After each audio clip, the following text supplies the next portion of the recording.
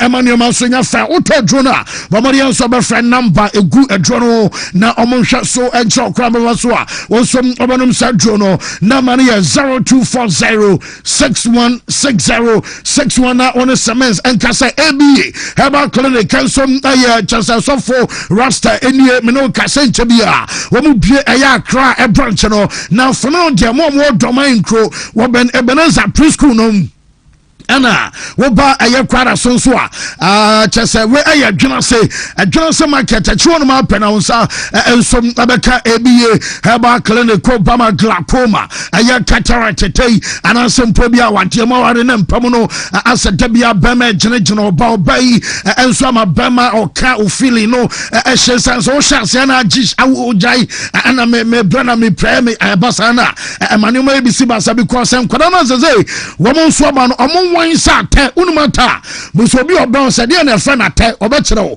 na okere won so akaje so onwan ate no na wasere ate resitie na wo de atoto ho enom ana mabama pia ompese obeba fie biam ntu ko ebiye ho na mo achese mo te jaw awompam achese mo nte dani nyina no won so watu ho fo na mane o manzo e fine e de ama ebiye se friend way na mane ya 05415651 nana ebiye so for Rasta Doc eno ebekasa Alaska Daro manano pe said ye ne o dem city bia wani enye won na bebo amadem aye faint waje single room bi and asem bia wo ene chamber ho bi na peso siesie mu an ye fa ne ye wo paper a wo bebo and asem bia blind curtains ni nyina de bia ba me kase ne bo no wo form omu a mo pe PVC floor tile sana fe artificial grasses no say green grass na wo pa wo de bia ba utia so a moton kama ni nyina ye dwumadi a wodi e wona so ye Alaska ebo adwuma ye pa mo amu ehwe na no pe mo pese mo ko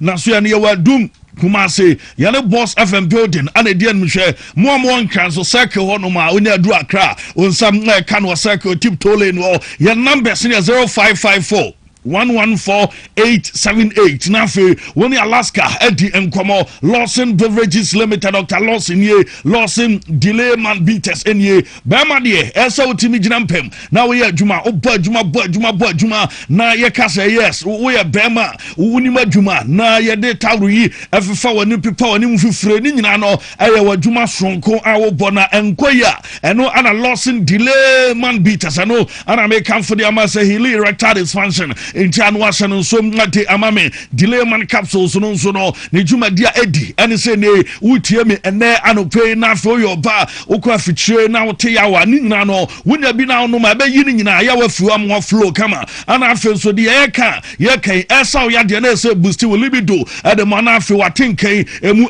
peja 0248619999 na wadu nkomo Natural Company Limited one ma daroma na Natural Indie said ye kan oya bema na prostate no obo odwonso adwonso mu nsem no eya na edoso because obo wa problem on is odwonso na ebi akem em say enuaman kwe crowd de be me otimi prumo na fe 5 minutes no say kodwonso eno etre say embia prostate enlargement no and wanya bi wadro e proslav capsules no and ebetimi aboa true man and the capsules inso ya meme ya weak erection and after premature ejaculation how adwene wunya and the true man na eno ebeboa na fe Congo ointment agini din e wo Congo and the ram e wo mayi munsa e gudi pedua any oba and sanji body afa o de sraso obenya honam sadin ama honam yi adaso na hame so obanye ni nyina no aye Congo yi ana edi sa adwuman 0249017101 na fe wadu nkomo na tabia nro no wo ya bema dia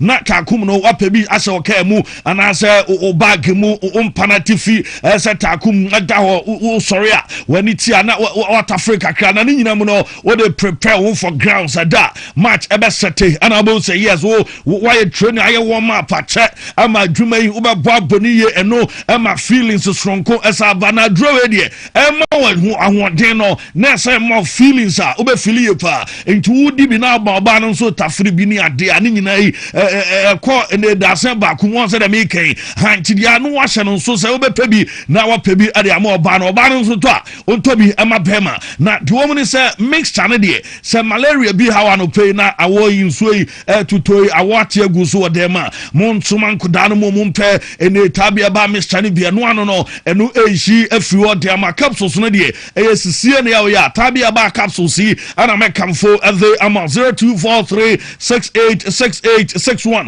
na wadun komo na 3p garlic mixture 3p ne de say a dry de garlic aya one day na esaya de pa de a 3p wonuma daroma draw garlic mu ahode ne atwensuo no enka jam enka nsuo otiase emu ahode no ne de aye nti wonuma eno eboa emo apomden esibisita obi a wono se bi a o me kase stroke bi na bon kaya onan etimi ya titiriti o de pem ona de pem o mpabo ro onti a adroi enso na ye wadro high blood pressure anase bi a sugar level e so bi na fu enso frama ba ginam ni nyina no ade se wadro enia no anabeboa o ni tinum na ye kokko garlic e down na fe glass bottle baby e to dro e wo mai mu okwa wo so per 3p 0248928824 na wadun komo eno ano no na yekoi yenko ene emulate na emulate aba supplement yi minka nkomo kakra bi ncho edro we die ye nie yama memu a mu ya adwuma wo gya ho se utie mi na no pe na mommy wo ya adwuma wo gya ho onua ene gobei e de ma boys yi de biada egya yu gina ho mu amoye kenke mu amoto pan no e gya ho adwuma ana afi mu amogina wie mu ya ma memu a mu o makola ana afi mu amo ketia mu amo wo dwam edi dwuma ba bia wo bia no adwuma den a wo ye no e ya ade eche a yesu a yesu nyina so ba sa sore ahomachi o na wo sore na nsore a eno na e problem no enti wo de wa ya adwuma din ni nyina no na wanom emulate bi obeda sore oberi gain energy kama na nuama ka wo enso aye ayeye ave amantisha no so oba wa fefunu o ma koda no fa kra ni mfe dumienu kwa onum adura bi enye ye ntima bi ato adro e wo man mu bia benya bi enso mlatimi ato me dima fe Dr. Time da so ye Dr. Mrenie na ne mra no emfana ni so time ne bonkum tim nifa na yade no say stroke and asemia diabetes obia me kase awo ho ase ayade ama doctor sebra o ba ne se on sa yare anie o ba ne se wo kwa anie pumai wo de to form anie eno na chance doctor we draw bibi draw crutching and wadi adwuma bua kwa Google school Johnson o akran so apoko asemayera on say kan 0244774282 na fe wadi unkomo na currency de wo se draw no na ye draw na ye ni nyina ne say enkomo no enie utiem na yo ba ye bema ushevia na enkomo no so ras abegu so sabe untimi mie so de bia wadum light ha dwen ezo son kane aman kane nyina so na adwuma nkoso because the front light no edina so a ema boy ye fe pa ne sumba na ne game no de wa ni tuade ko enti numadra bi na nyi sarases na fe dwumadie enkoye ema na manka so no de mema ye kamfo de mamo madro because ye num bie no ahoden edema yen e wo mpem ana fe hindi herbal mixture no malaria fever na asemia ni diabetes ni typhoid no eno onum bia etu ase 0246348334 na wadun komo ye ramu e power specialist no mame doctor koso aduaya na adwuma wo di pa wona so ye ni se obi a hepatitis ade ha na say fatty liver obi a ne kidney ewo problem and fibroid and ha wadwena ye ma me dem say abibidro de kroma ono na dro ano wo hye anya se betu akra wo de kan wa ne say yade enso tunti yade ne de momra na onsama mo wo ene kumasi fe ase bosomtwi road ewadua ya junction mo amo akra no kwabenya ACP road kwantempo no so ana owo ana fe takrade foi ase orekodo ewa naji extate 0244 54442 na fe yadi yankomo root and roll no ye Ruta Mr. Ruta Life and afi Ruta Tonic I 3 in 1 na the woman say Ruta Mr. ne de say malaria bi hawadwa na menstrual pains bi o yo ba o kwafichi o te yaw o no madure say two side de ade e de fro Ruta Life yi e moja entimi ne afusane a o no bia ne say ne moja yi enso e fantini mu akọ and afi de wom ene say Ruta Tonic ne de typhoid fever pa ne hawadwa nam say de koso ni peduanum ase ho twetwe ase me yade me ho mfame aduro ye waduro man mu ba bia ye obi e wo ho 0244485632 na wadun komode de wie no eye semensa ba clinic ona me de wie and anope na afia de foreign news atoa so as am XTI and then we are there and asem menstrual problems and how obi a make us ni kidney our problem doctor sebra na omuntwa scan na ye ya there no baby adro na ye mo ye massage nso ya so ye and physiotherapy no nso ye bi just ba na say ba ye wo asokore mampo ye ne asokore mampon rural bank and the no hwe oyubaba aba behwe wire and aba beja hwe Monday to Friday 8 a.m. to 5 p.m. 0240826995 na on a Samensa Bar Clinic and penny for Edding Comofas. Okay, me that say ye buy and question of the day no so no amuzupi herbal mixture infection a drone no and say we a bema na saw your ban why infected say walk with tibia we drew no and no bebo apa because make us say be ade no nyese bia wona bema kwhiem and I saw no ba kwhiem nkwa na mawunya sometimes we bit me use ebi obi washroom e ho kra no say nipa no wo infection na wutimi nya be free ho ti say we are infected say candida candidiasis nom gonorrhea nom syphilis and I say Johnson ya and I wa wadru no amuzupi na daroma and I say yemuza say who deserves the flop of the season award for 2025-2026 season? Who deserves the flop of the season award for 2025-2026 season? Player bay and a season I would deserve it flop of the season. When and to you was say pa me player bear.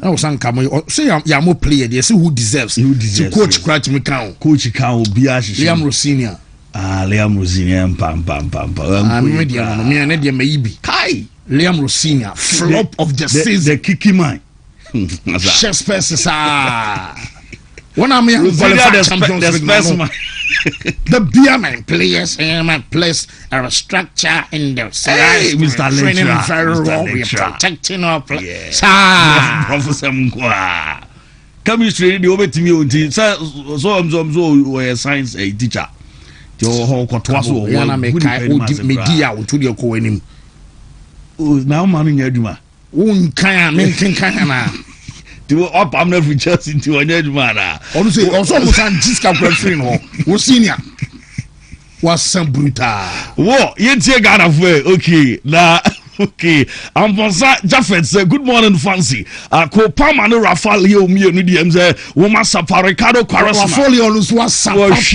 aho no je Genesis mo good fancy yo what's that Ricardo Quaresma say Alexander Isaac ono de wasapa bu akwa Chicago and odi afri aba Safo Eric say Ganacho Kwabena Saifa say Alexander Isaac and ono enso de aba we Kwame Wazaro from Morocco wasiko Palma and wako Kennedy Black say Otoado and wako de Amana Excellency Nana Yeredu say Rafael and wako Kwame Tete say Ronaldo and wako de Amano wenso Atafo Daniel say Victor Joe Carrish no and one so call a day amano and anope Papa Kwesima no say Liam Dalab Liam Dalab dem say what good friend say papa that's a good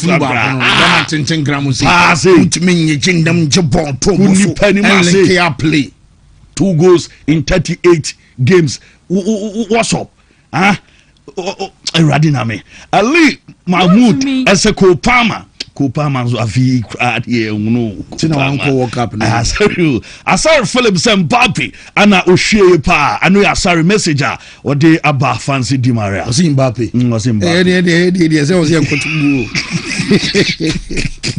Mbappe hwie dia well, now Sylvester the versatile saying the flop of the season Kwadiama Ruben Amorim and I will say also flop of the season Alexander Isaac Yefreno Chris Fernandez and a Jenny by Michael Fresco say 100% Liam Delapono and our flop of the season. This one says Liam Delap Isaac and Aaron Otre and Aaron so Jenny and by now Dominic Bugri was Isaac the one Sambruta Nedian so any Joseph Ansa enso ese Isaac wasan na se no aye se de city afei Sebastian Vazaro se Liam Delap no say ohun ne so that player ba kwa wahia just onya je bako kra enso ene Liam Delap no ne message enso no YouTube for no nie was say this one there Bruno Fernandes Bruno Diana Mohamed Al Hassan came my dia no abba obi a what player of the season dia basa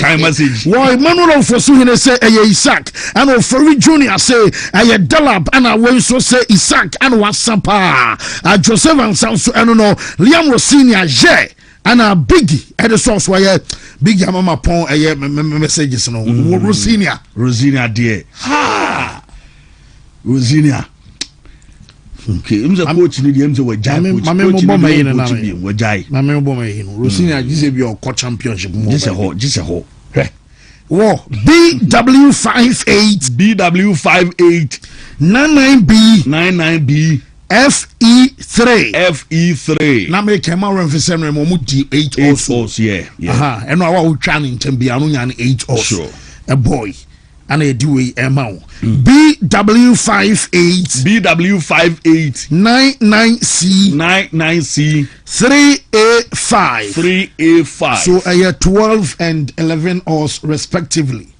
and BW58 99C 6B3 9 odds BW58 99C 956 BW58 99C DE4 Mary you go for in a ban no yenkomra na bansa for no so ni abrepa woniska na bia be hu bia so pe say so almost say you are Pedro no chinchin on be fan new chain kana ne fan kwa almost seresem so say anam say na mo de na ebo so mo de Ferran Torres no mo de ska kan anam say oh o de ye rejected but mo fa Lamin na mo first can so homra ana mo fa no wo mu na anam say wo mu na anya de on o mfa de na Lamin ya man e discussion so e chen ya na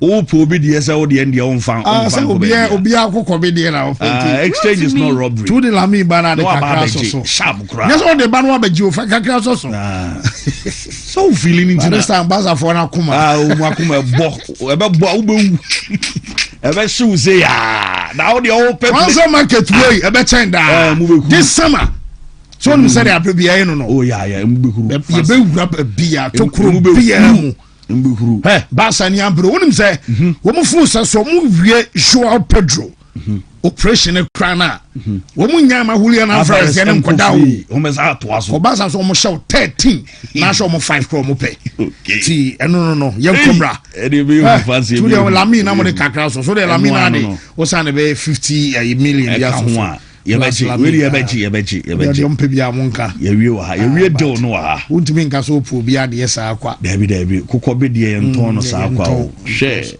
bia de ye na de wo ye ko fro na ba na this Wontumi sports buffet ye komre na I am fa latest ma ye tie for enano pay and so e wo show no so carbon series will buy him mo de mo de besia na mo de asa besia de mo capre and I'm up and fan mama na come you know for the next 5 years mo be bi ani agi get munya once in came say NSC nti e be dan NSC match day bi ani ka match day bi na nke abeji Joao Pedro ye betu ni Pedro amamo oh yeah they say the players here there player Chelsea there some way e be hu bon players bi o mo ba Alonso ti yes list bi Alonso here masa fancy so tie list ni mo so mo nya the next Eden Hazard Rade bo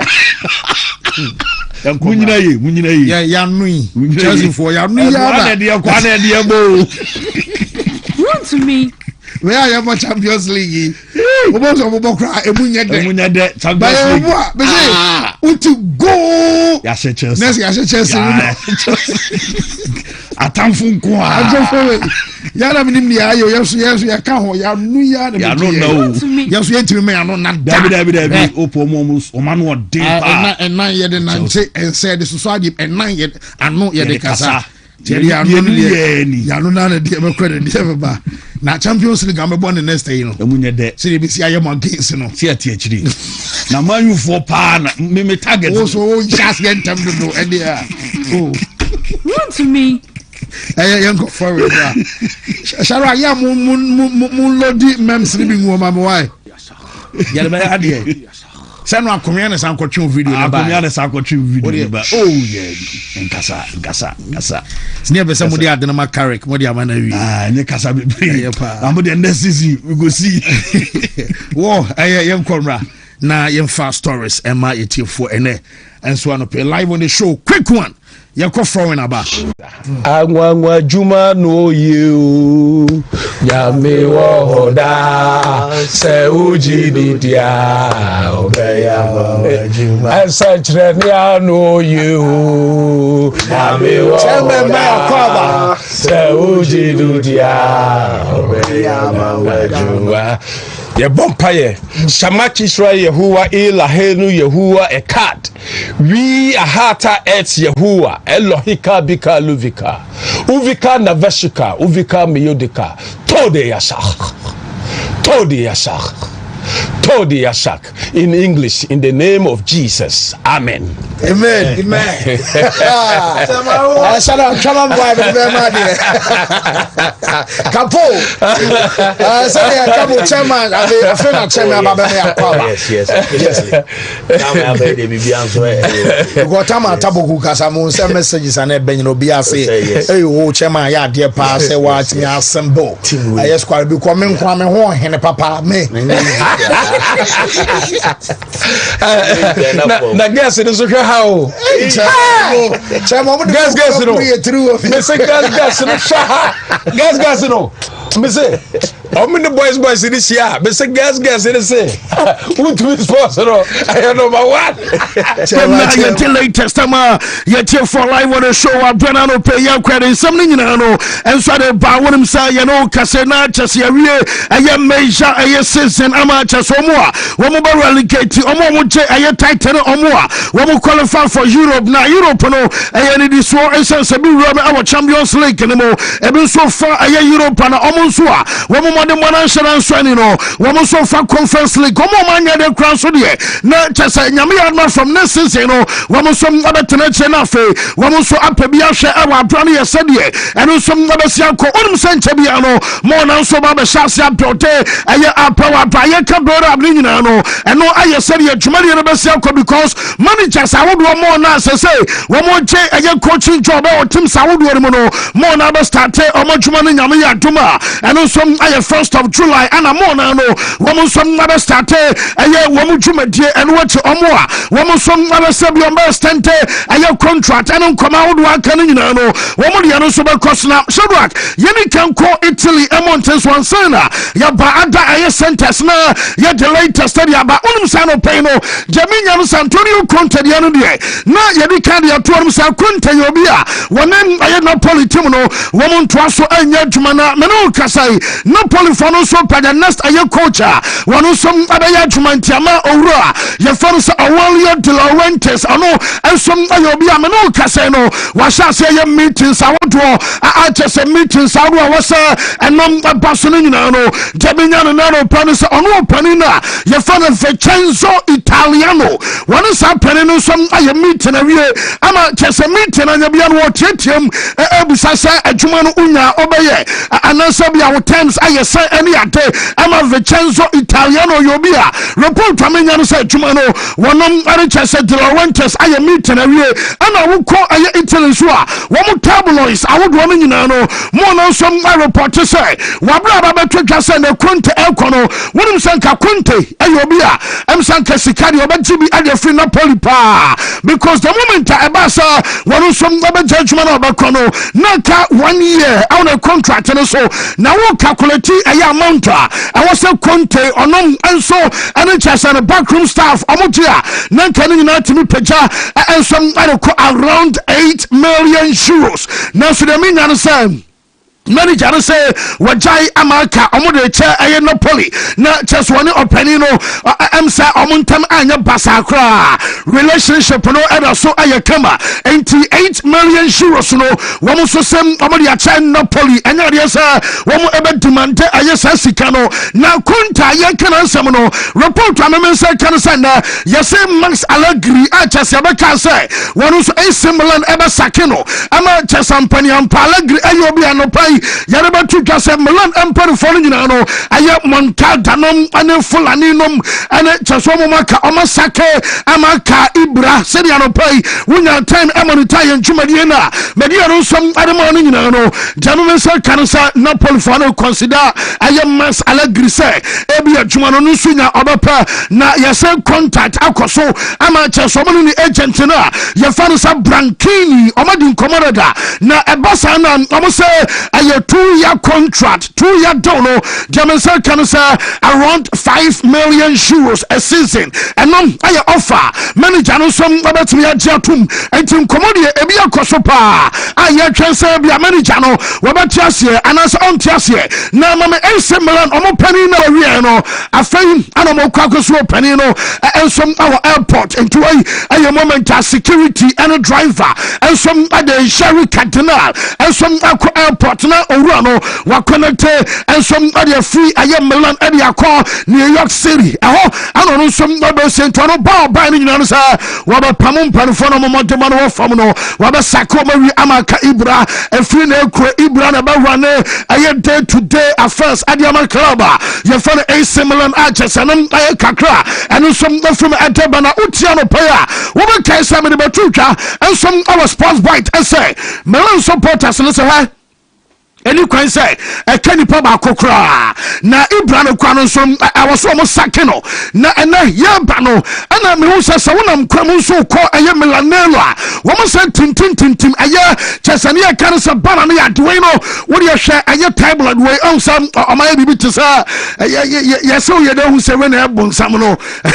but omaya devil wo mo say aye owura fa say Ibra no wonom ana we ya kan say el diavolo na chese devil no enu som aye unia pa o kase so diabolo yo ahanti diavolo enu aye chese Ibra wo se Ibra ana aye devil wonom ana ma ensemlan tem no entimi nkwan ni mu na yese abo bi beka wana fruntuma mu no emsa abo na wo hye ni mu ensom aye Ibra enti kwan bi aso awoso mu jane kwan na ebi som abeso mu chese sa wo sake Allegri na wo sake Iglitaria wunye adwuma no tom enti sebie wo mo so kan Ibra no ana chese oye bonsom awotachire awose kwan bi aso no wo mo jane kwan mo no som akwa eno aye kakra free na so ye ensom ade banana pay no awo show no so na Lazio onsa aye Gattuso de am say agent ni madwuma brutal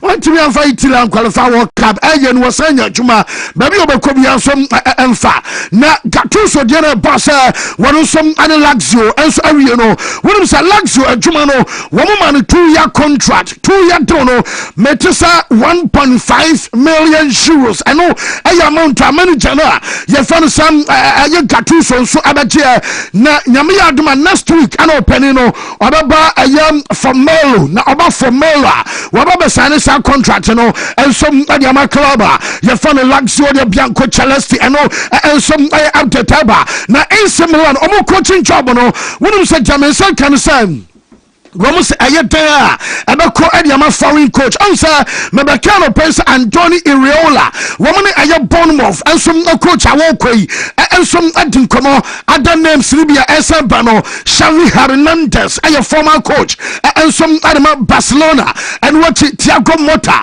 eba Juve ankoye Daniel Di Rossi eba ye juma ensom adama Roma ankoye omomi yesane nyina no yese Milan concern no momo no womo tiri eba so foreign coach and some other boy now foreign coach no report am say kan say wo mo so mo pe coach Wontumi hye team ɛmo modern day football ɛnyɛ tete deɛ no bi na ɔmo pɛ coach anensan no ɛnsom ɛresa Fabregas yɛsɛ ɔmo de Fabregas ana ɛyɛ case study a wɔmo nsom ɛde pɛ coach no na mpo wɔmo bɛnya plan anka bi a Fabregas no kwan no nanka wɔmo de ne babata na wɔde Como qualify Champions League enti bibia no no kyerɛ sɛ Fab no wɔno nsom ɛbɛba AC Milan for no ɛnsom atwa sɛ na yɛ kasa wɔmo bɛtumi ahyehyɛ ɛyɛ club no a ɛnom ɛyɛ kakra fi amaso na no pɛ no ɛnsom ɛba hyɛro akoma me Usman Dembele me no kasa ɔma fɛ no official ɔmo present the goal of the season award no ɛnsom adema no Shaka de Dembele jano ba no nie na domo kan nyina no sɛ goal of the season ɛna ɔmo de ma Dembele in fact the goal die na yɛsɛ motawo kwadua no in America na kyerɛ sɛ ɛfɛ pa ɔmo no li ɛna boy na sɛ deɛ wɔsi ma siw esui ɛwɔ box no mu ato bɔ no bɔkye kakra ɛlɔbe ɛyɛ players makomako ɛnan goalkeeper kan wɔ enum no na kyerɛ sɛ akwara no hyɛ goal pant wei ɛna agye goal of the season ɛna ana diamensa kan nyina no sɛ officially ɔno nso ɔmo de ɛyɛ goal of the season trophy no ɛnso akwakɔma no na ɛna yɛ Tuesday nyame ya no wɔtena Wednesday no yɛbɛbɔ Conference League final ɔmo wie Conference League final a ɛnom ɛna ɛpra kwam ama Budapest no yɛbɔ Champions League final na Paris Saint-Germain against Arsenal ɛnom ɛyɛ game ɛbɛkɔ so na PSG ɛbɛyɛ training ɛna diamensa kan sɛ week way wɔn training ɛwɔ sɛ kɔ so no nyinaa no wɔn sɛ ɛwɔ sɛ Dembele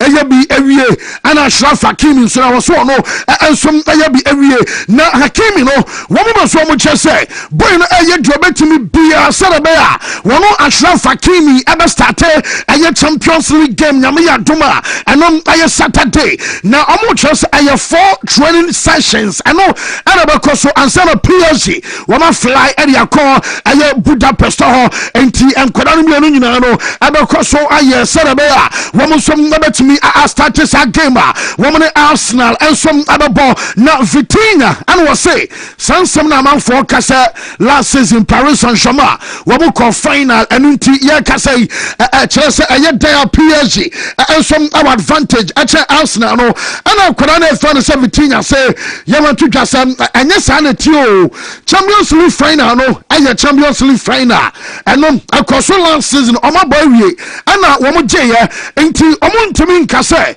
wo mo call final last season no tell me this season no and some effort we different among Arsenal and Elkobo na say one match ye mono home and away and I want kase bi ankoye nti me what chance our return leg game derby nti I was so PSG wo mo ye ready ana wo mo be ye ready ebiyam womo bɛsɛ ready ɛnom ayɛ nkɔmɔ akwada no wɔno nso akokɔdi ya yɛde update abana okay sa no pai mebɛka sɛ Paris Saint-Germain for say Arsenal ehwɛ yo na dia mo hwehwɛ no wa hoya mo nsa bɛka because ansam mekasa Mikel Arteta ɛkɔka sɛ nyame adama Saturday womo bɛgye Champions League title no na sa video na ɛbra sɛ aliki no sɛ ne yɛ so mbɛ so mo kyɛ sɛ nanka sanka private ɛni kwa sanka pia because manager no what can pay say nyame aduma memene da woman eje aye Champions League no some adiako ema me kind of person PSG fan say be careful what you wish for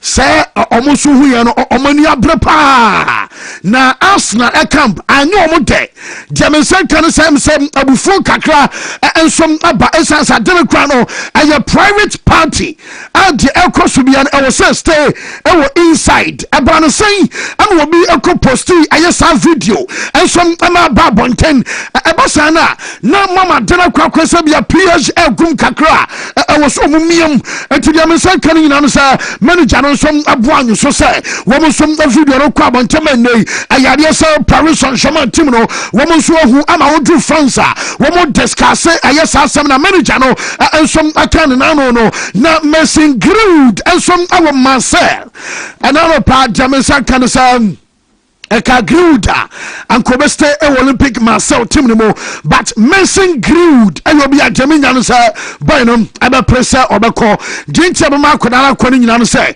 ena metese Marcel team no yeso mo sikasam enye ana financially na say enioma edna mo nchenchen kakra ne ade enti option bia no eka ayibo no nkwade a na nkone ne wife ene akoda no wo mo ye very okay so our France but say sikenti awoso oko na o de connecte e de kwa jaminya no say Roma aye cluba wo mo so mo pe grill just as a ball de wo mo nya Messi ensom adreba ebego mo pa na jama Olympic Marcel wo mo mia koda na asking price mo because metesa wo mo demand between 55 and kosi 60 million euros ano aye amount aboboku a ye fa no San Marcel for no demand de nyina no say Manchester El Monitanium El Coso, Mayu, our 40%, and none I that to be a resale, almost a percentage, and no, it is our turn 1 years Kanua, Jobanya Bian Mayu, Abba Jemu 40%, and internal,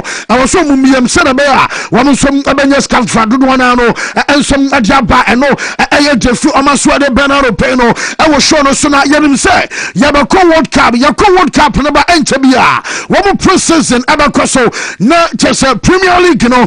Woman start to be Jaminya and now pen say Premier League, you know, one of first chess element next season. Friday 19th of this month and as a 19th of next month and June next June 19 adano ebe Friday and a Premier League one of first chess ebe pie enti yabe monitana is everyone say bia less than 1 month and a Premier League for no one some other publisher I said one season ebe siako na obenkai say last week na yabo ball players at Thomas Tuchel what they call a World Cup no Morgan White as captain Emma Nottingham Forest when you World Cup ni bianco na coach no be kasa Wontumi fat number 10s Emma kuma ko 5 enko World Cup no mabu mu ko ball ebia out of position enti o drop it boy we our form pa na Gibbs White and was say no kwanya mianim nie squad na buy pa wo hu send din kan no say okasa anya na ya no obo because akwada bia usa wo dai so no say dachi bia no wo be repay o mai our World Cup ni mo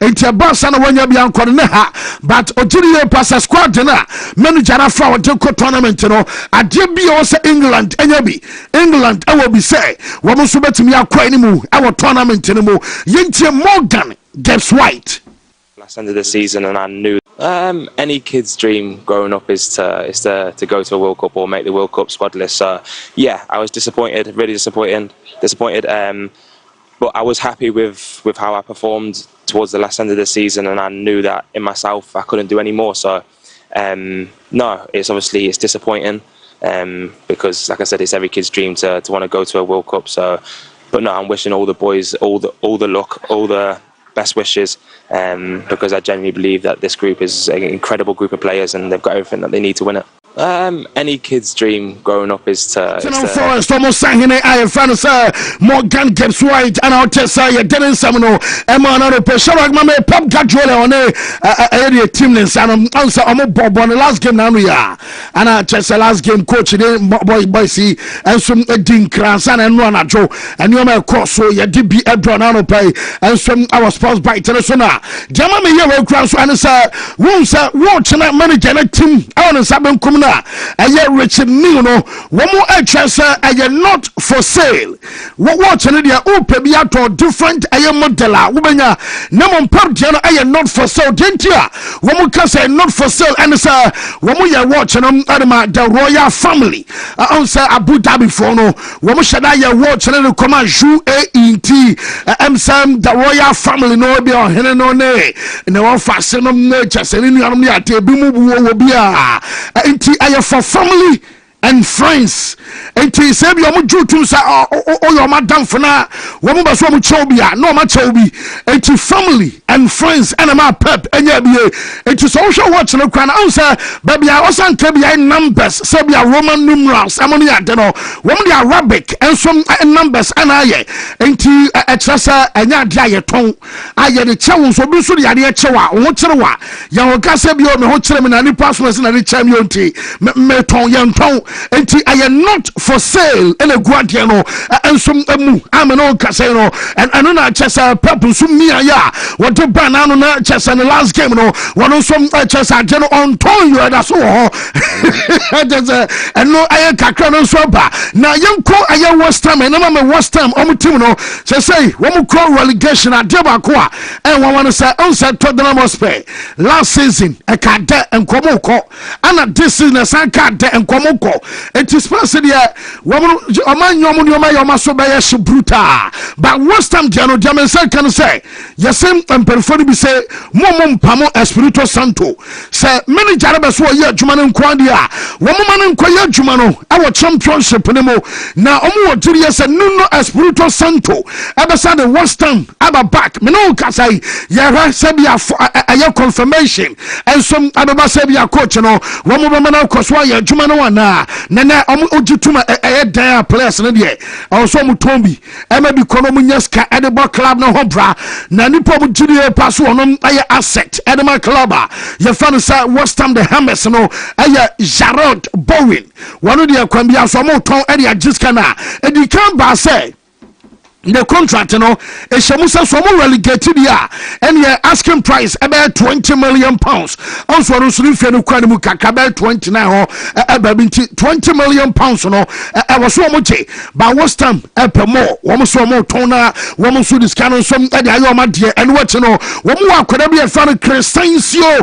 Somerville na Somerville no wo so ni born popa boy ni oyo bi a West Ham for say amanfa be ba ho a na around 5 million euros no eno some ya amount na ya kasai wo so ebeje ansa no mama kwan ama chese boy no so atimi free club no mo akoni nyina no wo mu pesca dia rane aye team na eno aye drum so dia twitwa na manager fans ana slot awo Liverpool no dia men say kan say manager no dia ni ti na ye pao because omunya na nkomo sake no ema ye na dema wo munya abotra no say wo mu say coach no what we qualify Champions League. Erisanke Basebia last day. And Anka Brentford. Womu share. And yes, our last minute goal crossing be koi.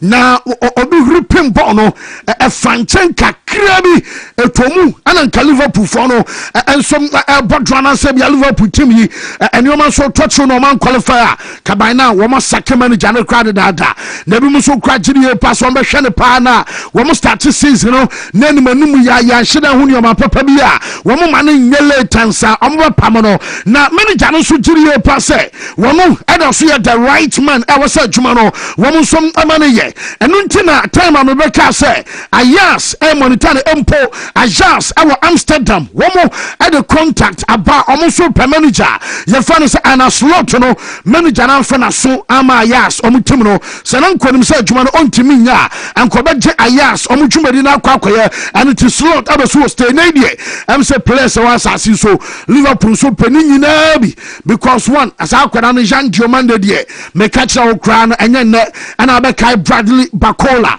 mebeka na asam so enye ne nyina no ye kron bafa so a wo ma replace aye Mohamed Salah na Salah position ho wo ma nyu obi amana aye sadwuma no enso adema Liverpool team no na Marco Silva aye Fulham wo mu so coach Marco Silva de no metisa contract enkomo no enche bia baba so na the contract ebewu nyame yarma 30th of June report am say kan say omunya ni coach no eni nkomo enti ebia this week and I was so many manager na trans no mo ka say bia coach no enso aba extend de ama Liverpool team na eno aye update aba na Tottenham Hotspur relegation rewra wo no in fact obo komusuro na Mami James Madison because Madison edin komo no say wo mo na say bia omo fama Roberto Di Zerbi na sanya di sabi ano baya ankomo kwade da enti Madison aja to say aye di sabi ene be save Tottenham Hotspur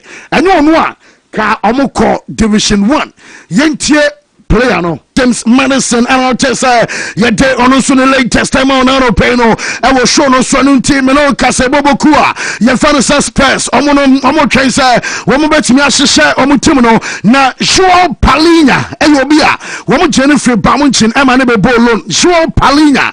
Jaminsa can say Nilono. Every na Omosenka. Omobasa. Omo turn outright. Ama Meno Casino. Report on also transfer about £27 million. I know your option. I will say because a player no one wants to ever stay our Spurs and you know goalkeeper na your friend Antonin Kinski Wobakaina one no more quality come Madrid you about 17 minutes why mistake by me and so ama Cheselin na omo consider omo uniform first half na sena na form no aye pa Kinski and so ever consider the options and aye this summer and one goalkeeper na your friend Guillermo Vicario ayobia season na koso nyina me ameka sa Inter Milan aye club wo som adoso fa Vicario and some edeno continue aye ka say no and also adaso ewo mu goalkeeper no ebetimi akona Xabi Alonso wonim say aye open secret obi aya rese ever since Jose Mourinho ebe ye adwuma no kwan no and Alonso anaba be the first manager our decision making to me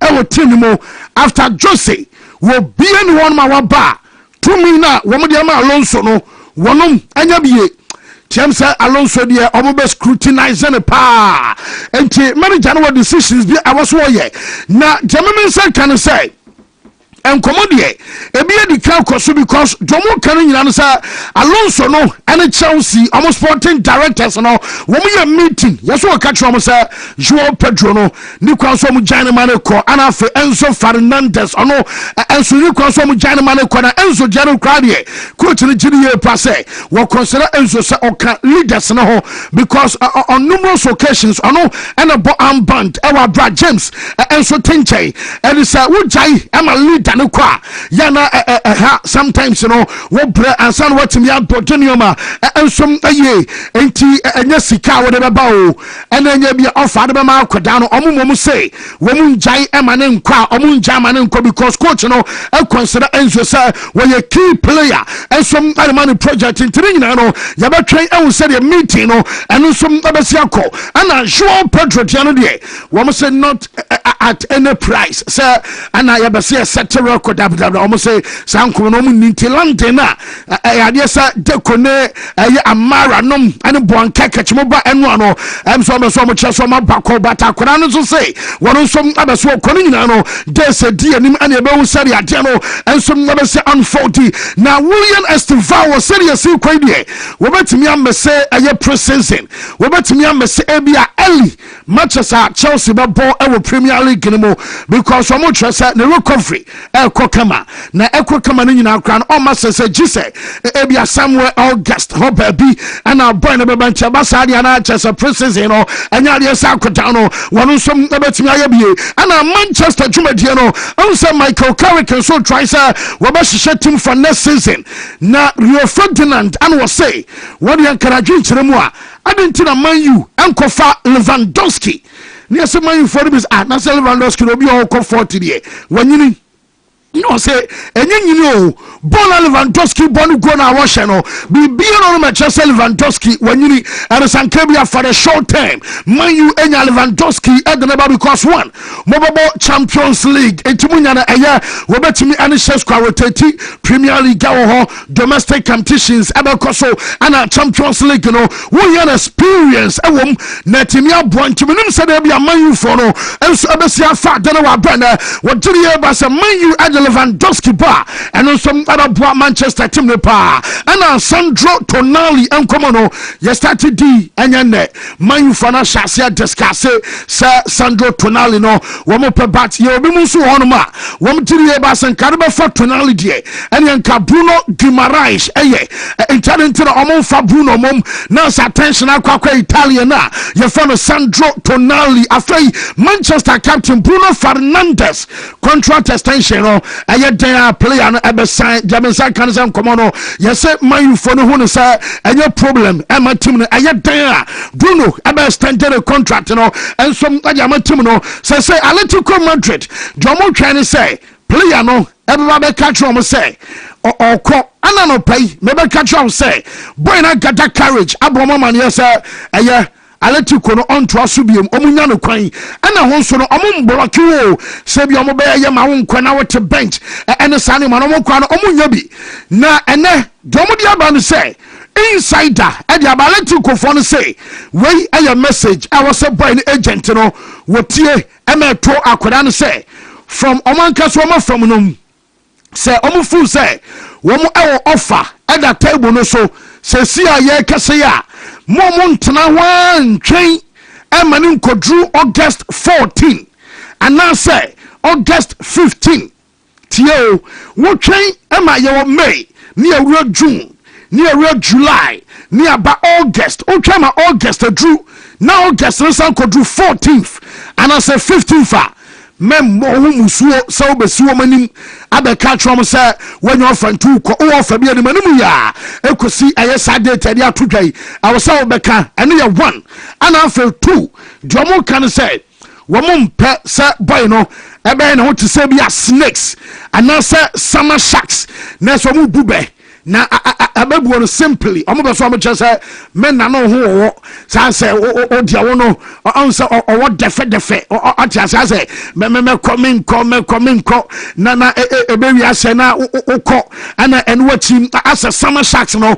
omo no gise bia sama nkwa na bia wo twi tini ade ntomo no eno so ye opportunist asa wo no wo so me anti opportunity abentina wo twi omo so abo so ntomo mpanipa wo yo opportunist so bo ayobobokua ye fere sa Aletico ena biem no wo mpanipa oye dada fo nipa oye fake nipa wo gini die enye enti krache wo ba nyuna no anyunu wo ba hye so no wa hye aye message Aletico fo no wo mo ma aye boy no so ane ne camp na bonsa de emsa still as wo den na bonsa fo say wo mo gini se de Chelsea fo ne anyunya no aye dede kwa na se omo 70 million euros a Joao Pedro woman fan simple cry woman de woman kan nyina no say 70 million euros so woman some other fan simple na chese woman de akwada no some aba na anka enye sikasam kra na sanka bi omutimi fa ho esan ne boy we entama eno nchese bia Julian Alvarez de no wo mo bejaye o wo mo anka Aletico be kana nkoma man installment bi na wo ma pekwa ma so a wo mo so ebetuatua saska no entomo de omo monitor se de no eno so ebesi akofo na de aye 70 million euros no ana Barca de value omo de value akoda na ye fa no sa Joao Pedro ebiyam no Joao Cancelo and some catcher Hilal say one mahone Emma Hochna because Wamunya Dano no beso sambo 2 more seasons Emma Barcelona wa bona anu yawie into osempe 2 more e dia so our Barca team no mo ana Mancasado eyobia yenim say nyame ya ma sama ya akwada no ensom abeso konti Barca akwada Casado e playing time our no ensom abeso free eye team no mo Jose Mourinho no pay me the buy babia wabeso shemu kina no miam no make positions in Echro na Jose Anopeno latest aminya no say yesi ojudie pass babia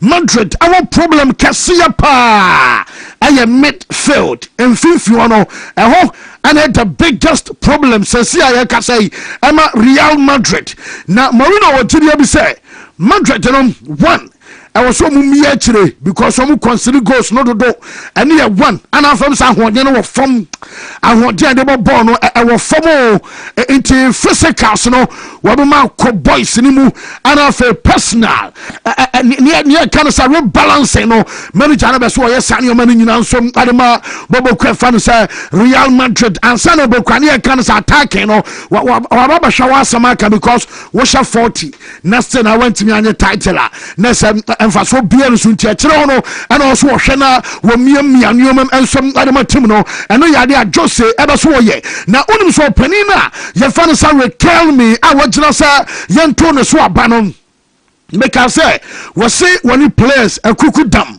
mienu adi nkɔmɔ awie na manfoɔ liki baako de ba sɛ baako ayɛ Kai Havertz na Kai Havertz awɔ Arsenal ɔnsɛ ɔbɛka emre bi ɛba sɛ Real Madrid ansa ɔmo lenke Kai Havertz ɛkɔ hɔ na wɔka ɛyɛ players na wɔn tumi bɔ na ebi a link up play sanwó-ma no ɛno ɛkɔ so ani profile no te sɛ bi a Osimhen mo tumi gyegye dɛm egyina ma bi fa ho kɔ Osimhen na mebɛka n'asɛm anasɛ Dusan Vlahovic ɛne Kai Havertz mo no ɛmu no nyinaa nam the same lane ti Kai deɛ no wɔn mu bisa sanya bi ana kwan nso ɛda hɔ ana ama German side kan sɛ player no mom ɛne yɛsɛm sɛ ebi a Madrid no deɛ nya adeɛ so ɔbɛkɔ ɛno ayɛ sɛ deɛ adeɛ no sitiɛ na Florentino Perez no nyame ya no ɔtena ano no so ba present ne candidacy sɛ wɔbɛgyina sɛ yɛntɔ no so aba ne dwumadie no bɛkɔ so ɛwɔ Hotel Melia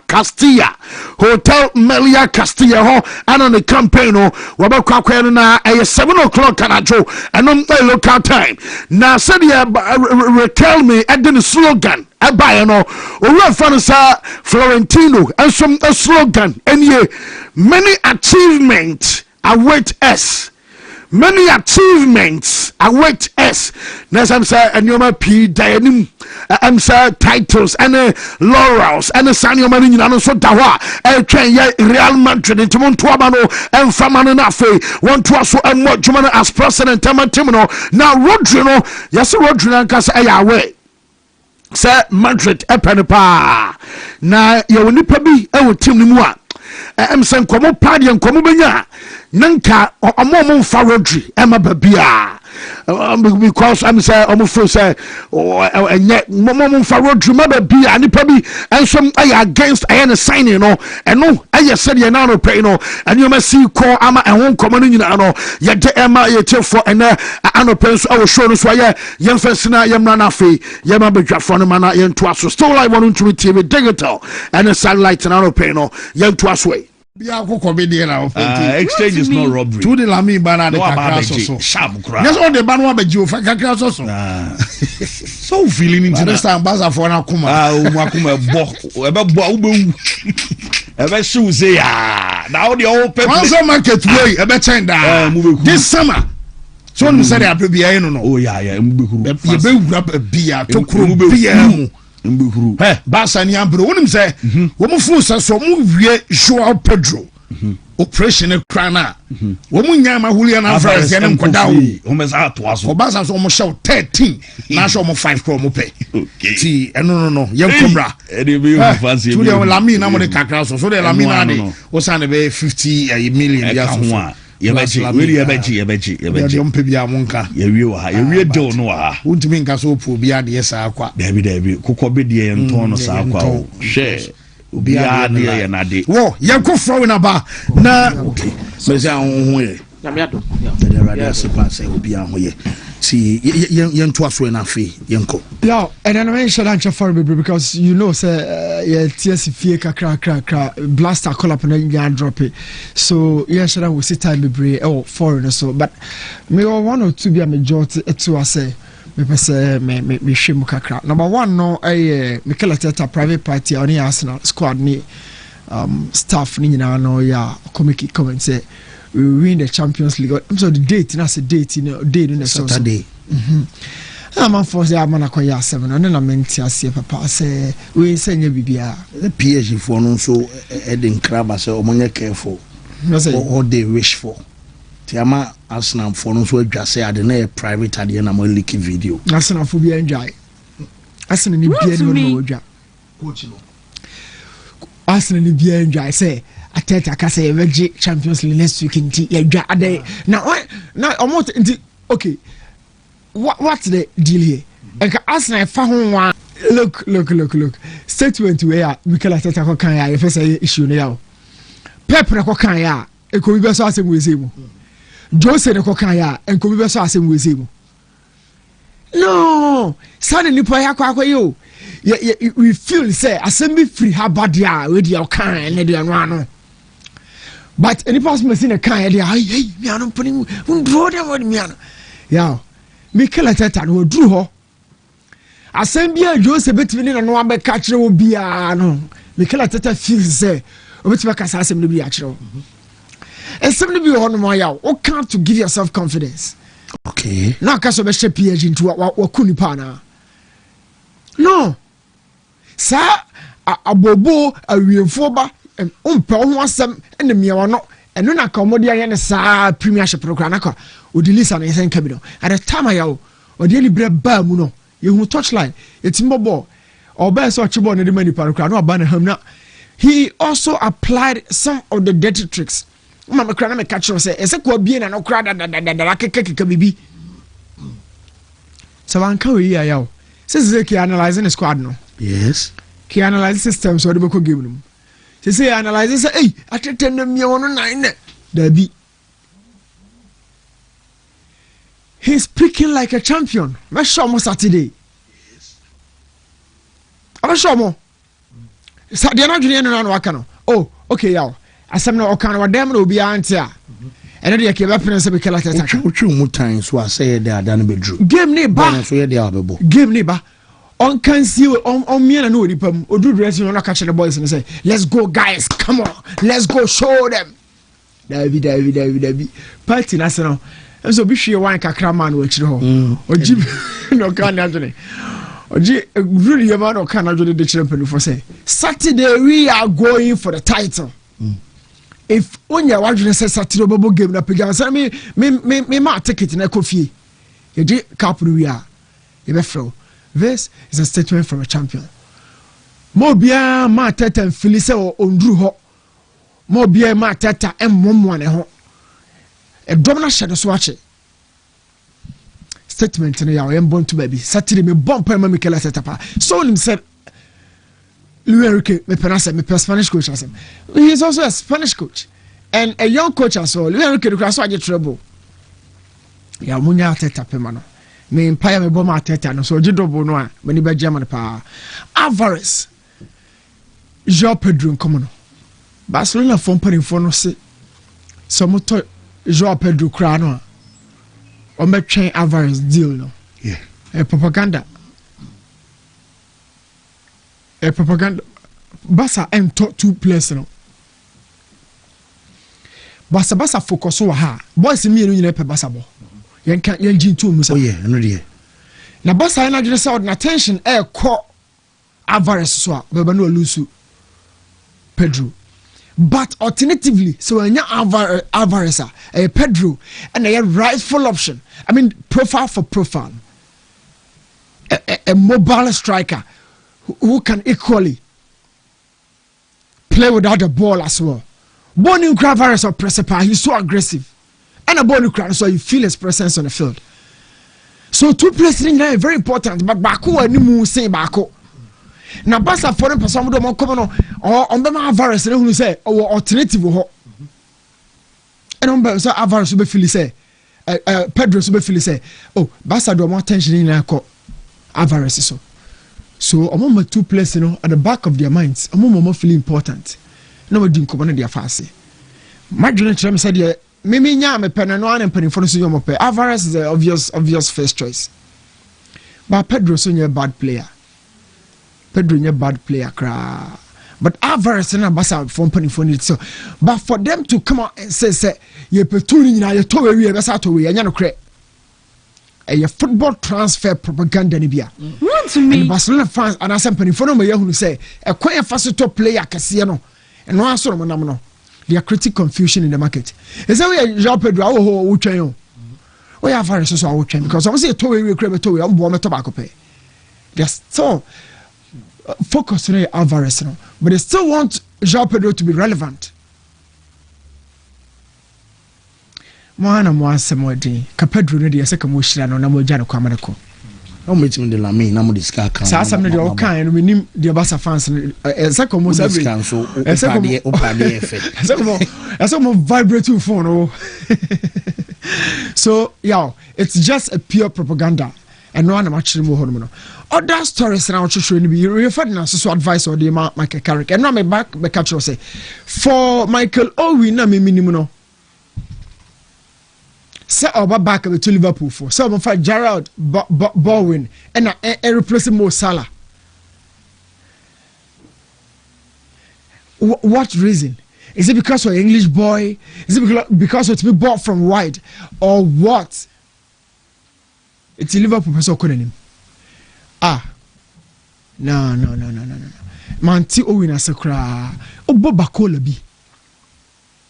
Ebi aka Chelsea for sabre kra kwa Best Vows udin won komonum. Now say Bowen, he's done at the top level of the game. Now look at the top level, Yahifa. We are speaking about Liverpool. And the conversation is Salah's replacement. And I say Gerard Bowen, yes, I can find say be a man for the Salah spectacle, na a beshe, a dia judge na. Oh, say because a foul so beshe Salah na India. It means say, obey your man Salah ebe no. Yeah, and I just say be a human is no. It's not about Salah numbers, but on also be boy when you first what they are. And until let me busa say, oh dear, the Oba Canibiano, about how many years in a demo Liverpool? The Oba can be a mate, like for like, profile for profile, goes. Yeah, the Oba can be a mate, about how many years in a demo Liverpool? Meanwhile, the club is still under transition under the coach now. Slaughter, he's still transitioning from club to the know. So why not pick players that are joining the transitional bus? Now for be able to see what comes to see. You understand my point? Bowen will see from CCA. And for Liverpool come more than even 2 seasons. Besides that, the top level experience in SA, he has never been part of the Three Lions. Why? I don't know. We are speaking to Liverpool. The standard no, ma catch their mom no. How many person didn't come no? This guy, top level game, club football. And for no say okay. And on your cry na fe na oba. On your cry. Or hitting the 30s. He's virtually done at the top level. The top level no cry. The other was some called relegation. And I'm saying no. Oh yes, Sadia. What say bibia? Salad bibia no sere. Bibia salad bibia no sere. But for Krabby, Young and Baden looking to knock on a superstar door. Now Naba show. No what did so. Nefe Oba 2 years. Cody Gap will crash still. We ain't finding the feet of Liverpool. Yeah. So the point is about top level baby pan but what do you man for we crown to? At the end of Mario Ferdinand. Mentiasio. English former players, Mentiasio. And it's time I feel it David Beckham pano. Also we are Jumanano call US call as entrepreneur. You know, didn't him the ball Americano. Well, my tactics anyway say because maybe he feels it doesn't belong here. We referred now to Manchester United and Kofa Lewandowski, Emra. And I'm for Munyano for Suarez, Emra. I'm for Lewandowski, I'm for Suarez and count on two strikers. And Suarez on retired, that's all America. I'm for them 5 in Cajon. Why? Rio Ferdinand, why? Or can you YouTube as well? Can so the man you about Champions League, so it be an experience, Wontumi. Champions League experience. You still want to tell me, say you will be going back to Lewandowski for Manchester United squad way. I mean, why? Yeah. One tear say, I will catch them and say Lewandowski in Bobo. But age. It's not saying you're following Lewandowski for Suarez come home. Yeah. Former English players, omo nyado o game no panditry na omo discuss e uti omo enjoy Carragher mo pa mo bra megira touchline omo be struggle. They struggle to understand the ethics of the game. Lewandowski is down at the top level. Jordan they also catch on say United cover Varane it was a good purchase. It was a good addition, but he couldn't longify his stay. He couldn't longify the project. At the time omo here na pa no na Varane so crackle patriotic say and so Omasako Casemiro he came in, he did everything he has to do for the club, but say Casemiro no koyo. Why are all Manchester United fans calling up for the replacement? It's okay, yes, Uncle Phobia on Susu Akaba Kumi ni biwa Lewandowski she and I know me 200 man I'm say Pep Guardiola party o say Oma Eric Garcia ne Ferran Torres score and I see a wie mumra ya mpacho okay Ferran Torres and Eric Garcia also Pep rejected boys no Any sound because Saturday here. Ferran Torres by the other way. Now in maturity, Safa come back to Pep Guardiola, Man City no. So baka kunya bi abo ho no ma best started them Pep. Not just a Pep really foresaw say Ferran Torres or ceiling bi. But what I say. Ferran Torres, e drew the more than power no ayira. Your money change your botugu. The munya di no so bogo so. We check the statistics Spain national team all time scorers no. We didn't our list to be o. Opa ko check goals so Ashe crowd Spain. But when you want to win at the elite level, Ferran Torres ultimately lead you to win Fanco. Similarly, Eric Garcia in defense. What do you compare it to Kusan of now? Pepper, Ma Garcia, Kofa, the Bishimo. What's the Husan of Oslo? Eric Garcia by Yao. What has been his improvement? Why a very good squad member, but 20 claim position of Bassa. And they watch your central defense and open and Sanoba. Oh, you hear DMB, Frankie de Jong, you know about Patriotia say. You hear Rice Bakunde, and don't know about. But as a formidable player for Barca, ultimately in claim with that sport. So you go back to credit Pep Guardiola say, oh, and Pep had yes, so John come and content. But what would they make a queen? Yeah. It's to be and yet to say player being good, but only good for certain level, certain moments. Pep said, so when you have Ferran Torres and Garcia, no more young guys. Today, Omanyini, what have they brought? They are still good squad members.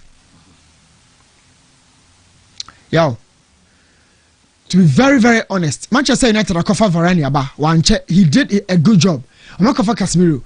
If Ferdinand someone covered Lewandowski, there, I never can someone for Suarez. Can no two top. No more bench Shesko in Bomo. Or say, don't make it as if boring is bad. He has better stars than Bakola, and even if he comes, he won't be the main man. He just comes temporarily to help the long-term fit better. Okay. I mean, him say, Nana Domensa on YouTube, mean him say, Ebia, the main man. Boring, the no. Can message him be maybe the enemy can no work on. I say, don't make it. Look as if Bowen is bad. Yeah, he has better stars than Bakola, and even if he comes, he won't be the main man. He just comes temporarily to help the long-term fit better. Me pensa miensa. One also me main man. Let's say Liverpool will replace Salah and now one pair right winger for. Liverpool is looking for a right winger. Yeah, Bakola more. And Jean Diomande Modin Bano. And a two, as I saw a course start, me man can start, me can start to her. I didn't speak to start. I don't know why I can start and once him. Oh, can age. And the transitional phase of war. Say, whoever has to be part of this transition, one, as I saw a cyber 1 year be, and they adapted to English football or Liverpool as a club. What age on his part? Necessary take you off anyone. No. Look, Mo Salah no, obeso Chelsea coin. You say Ofeli ho. But it is also part of the success why Ososidi or Liverpool no. Because he had rather come in first. And one way. The same thing, Kevin De Bruyne. Neko be start to Man City for fra. It probably would have been a different story. But he had been with Chelsea. No better as a phone Lampard more or Chelsea or Mama Nanya. And that game under Jose was a bit physical. For Kevin De Bruyne in nature of a player no. And we try to call Wolfsburg Bundesliga no buy, and he had some sort of comparatively a more technical coach in Pep than a more physical Jose. One of the little micro differences between the two coaches, you know. Jose there, no person Kevin De Bruyne, yeah, Juma off the ball kakra, but Pep gave him the chance to play a lot on the ball. Look, Gerrard is a good player, but we are talking about somebody who has to take that position on a long term. And yeah, Gerrard. See, for 2 seasons, 3 seasons, be crowned. My Liverpool come. And in Liverpool, and you saw real Gomoha and Shawa 2-3 seasons. You're not crown when you not go take you off no. 2-3 seasons, you know, not when you was so. 2-3 seasons, you know, more monk crime like a crown and show. But say Gerrard, yeah. No, you are not doing anything. over 1 year 2 years time Jared or so we see, and I'm not speaking to stats. Let's say Bakola, Yan Diomande for RB Leipzig, or a good player. There's another winger on my board. Oh, Bakola. No, Bakola, Yan Diomande. There's another boy. Omoya me and son and run me ready about. There's another boy, and I mean Yan Diomande. I'm better to last cry. But the Bakola buy, then the other winger, no, and I'm the Yan Diomande equal to third one. Yo, Lewandowski, he shouldn't come close to Manchester United squad with CCA. He's done at the top level. He's done. United has to have somebody about left your weight and physicality, goal scoring, no, all of that. And my bare four. I mean, so can Lewandowski goal scoring no one kind of physical level CCA. Not the end of walk and him. Lewandowski then they mainly the Champions League and Rio Ferdinand there can. And I was a chess course, so beats me out 1080. Whoa, my member, Mesa say. The other winger now can Michael Olise. Only will be uncle. Ready. Bye. Liverpool festival. No, Olise, no, said the Josie, I born on damn no. But boy, no, me as the Val Cran and pick up Liverpool fan. They will seek out, Ning and Scanner. Fan Scanner. I think whatever Liverpool wants to do in the near future, no, what Ancelot I envision far away from the Jurgen Klopp with Liverpool, and they are confirming the Jurgen Klopp statement after Mohamed Salah, Ebeka same trend said, "Yeah, no Muji League, no more heavy metal football." After that season, and you're my day, assessor. So you look at somebody like Ancelotti and you understand, say, how he wants his teams to play and a lot of things. Jared Bowen and Emfa. And there's a typical English boy, all of them are trying to push around. Where they are all trying to push around, say, yeah, baby manager. Who's a Staraman for say, or bet me up 3 seasons. Oh, Jared Bowen is not the news so can news so say, Sano, okay, new war of Sabia Messiah. Bowen aba but still say na news suggest say any ngomu anu and start the more na or bona all the man sa season we na so ono ye starter ne bi edruba bi abowen no so bam. The issue is na boy ne dey build the issue is Liverpool go into the market to find a right winger. Number one, right winger na offer no omo offer nipa o ye molded Mohamed Salah diana. That is another so question. Naturally, I was saying Panay left-footed. And because Liverpool are going in for a right winger, but dependent on what Ancelotti wants to do in his team. Okay. And the type of right winger will be here no team. Send me the neighbor. Oyamudia players Ben in the absence of Mohamed Salah. What you saw more right winger? Jeremy Frimpong. Jeremy Frimpong are naturally right-footed. On your left-footed. And Liverpool doesn't expect players no mako sign the other team no. Yao, omo nhwe se omo koto left foot am wakati na ko shoot de bia. Omo expect say Tembia you be the chief creator to say the Nasalate no. Now Liverpool took huge amount of money from their coffers. Some akoto Isaac, omo akoto Hugo Ekitike, akoto Florenvet. Omo goals no, they know the people they want them to score. Omo creativity no, they know baby they want it to come from. So if you are bringing in Jared Bowen and we are speaking about where the bar statistics there, he's just coming to add up to the numbers. We can talk up, say, ABA all bay for squad depth. Fine. Okay. For squad depth, fine. There's only New Year then. Oh yeah, for squad depth, Jared Bowen, fine. Yeah, what did I mention? I said no. Jared Bowen is good enough for Liverpool as a squad depth player. Where Liverpool wants Not to go as a starter. No, because Liverpool on Matiska market. I didn't think to Isaac buy. Okay, goes. How did you fight for what Kunto Kwako for who get 70 million or 75? I didn't hear. What of Florenvet 120 million euros plus Nyoma Union Chianca Union. I didn't hear. Creativity. Liverpool is moving away from not creativity, here wingers, any fullbacks. Under Ancelotti, they want to change it and do something different. It is now central progression, any creativity. A free central attacking midfielders and central midfielders. No. That is why Zoboslai, a Liverpool best player this season. Because we're involved in creating, we're involved in scoring.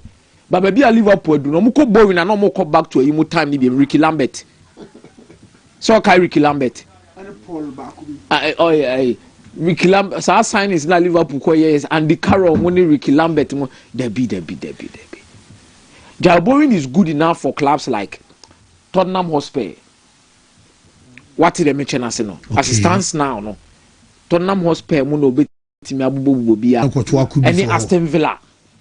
Sa level na no betimi abubo. But Liverpool, especially who say be ball right. Obi be ball right wing ni bia now. E was see a psyche di pakro no say wonye Salah. Enya sa bo bia Liverpool for supporters ni be ka say now we cry akra na say not you. Sa na nkomo ne be ye. But they'll go in there. But maybe I'm meaning new dream by Lewandowski bet for Manchester United. On say Ashasiano, now me Tony towards the fact say Lewandowski yet finished. Here Lewandowski say, what do we need but to so na bibisa so baby be the amount. What did they mention us? Then I go back and I remember Edison Cavani for Manchester United. That short stint. Zlatan be main man. It is the only perfect example here. Edison Cavani because Edison Cavani and Manchester United as the main striker, one as the main centre forward. That time there Marcus Rashford, Anthony Martial, Ebo. Where Manchester United will be looking forward to get him maybe a better possible near say one or a free agent. They are not paying any amount of money to buy. Yeah, what did they mention? On a reduced wages if it is possible. If it is na Lewandowski wait my be starter. Okay. Saying na me similar to Bowen there na squad depth. What did they mention as no? Cause I feel about Champions League. Yes, and Benjamin Sesko any Zegzi. You see Manchester United market CC and new.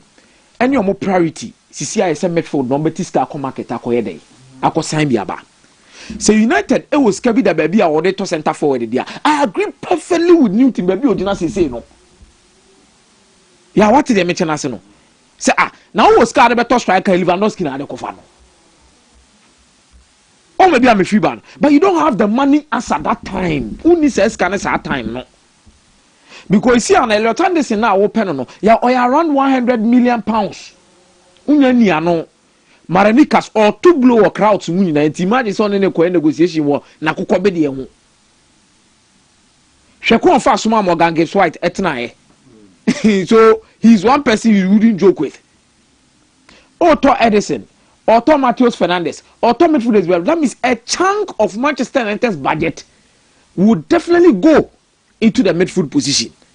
And Sana number 2, Asako left wing. It is Otto midfielders 2 and 3. Or you are second left winger because you see a Manchester United team almost forcing a Patrick Dogu abo as a winger. Omu proper touchline winger because Matheus Cunha said the debut didn't come on and say or a perfect of being a supporting striker or a force number 9 than playing as a touchline winger. It United budget in geared towards a centre forward as it stands now, and then so per centre forward. Ya unkuta kura also timi kuta be 50 million to 60 million. It conditions is say 1 Lewandowski eba free. 2 obetini wages so. 3 obeti ase say Sesko mu na ebe start abo. Because baby he knows. Lewandowski knows that a top club like United are qualified for Champions League won't mean the starting. Or said he's the perfect option for Manchester United, as Ferdinand said. But since our options no on Teasia, I don't see why United should waste their time on it. But when at the end of the day, his experience in the dressing room, certain tough games. There are certain games in the Champions League are slow new. Games in the Champions League and the Premier League are slow, which can meet the physical demands. Yeah, what did they mention? You need his experience to come into these discussions. Sesko own to me more next season United front line own to me. Sesko can play 65 matches for own to me. Not to even talk about the responsibility it comes with. Zegzi will be a chance yeah, Zegzi own to me more. The United will have to part ways with him. So if the conditions are right for United, Lewandowski might be a valuable addition in the dressing room. Omu season, who the number of players in the kafano. You can't describe in one word that Obiaya or say uncle, leader, as a penny or ofie. Penny ofie or kasa, and you're daddy. One of the important aspects of Barcelona's run in the Champions League and the league last season, not this season, Chesney, the addition into the dressing room, or Lewandowski combination. When you have people within the dressing room, that gives you certain edge. Because now who lose Casemiro? If you are losing Casemiro, you are not only losing a DM, you are losing somebody with a vast experience and then knowledge and respect by the dressing room. Yeah, what did they mention as he's not around. So there are a lot of things you need to look to if the conditions are right. Jose Mourinho, why in the stories in Nyoma Bebre? 3 key positions: fullback, central defensive midfield, central midfielder, centre back. Now, fullback, centre back, central midfielder. Fullback, Real Madrid will need a right back. Mm-hmm. They will need a left back too. Garcia Kwa. But you see, coach Bia ne Obatimu play a famano. Ebi a me no di nkomo yikura no na ebi a Real Madrid de begia to me say Frank Garcia antena Jose Yada no. What am I say? Ombetima ja to me say okay, Fede Valverde. You know, maybe Fede Valverde might even accept to play as a right back for Jose Mourinho. Who knows? Yeah, what am I say? But in the middle of the pack, na mitiem komo na ekoso na no pay na Real Madrid will need midfielder physically obetima compete Tchouaméni. Number 2, obesetimi create di ama wo mo. Then na me busa me say Gula ne Bellingham no na mo kosa wo mo ye den. And I'm up at the Ozil type of creators in Ibi. Because Anna Jose was Ozil. Jose 10, I want more Padona and why Joko. From Joko at Manchester United, Oba and now Oyusu Henrik Mkhitaryan. Or at the mention from Manchester United back to Chelsea again. I think that was the Matic and 6 Fabregas. Mm-hmm. Right? Ozil so. And Ozil so.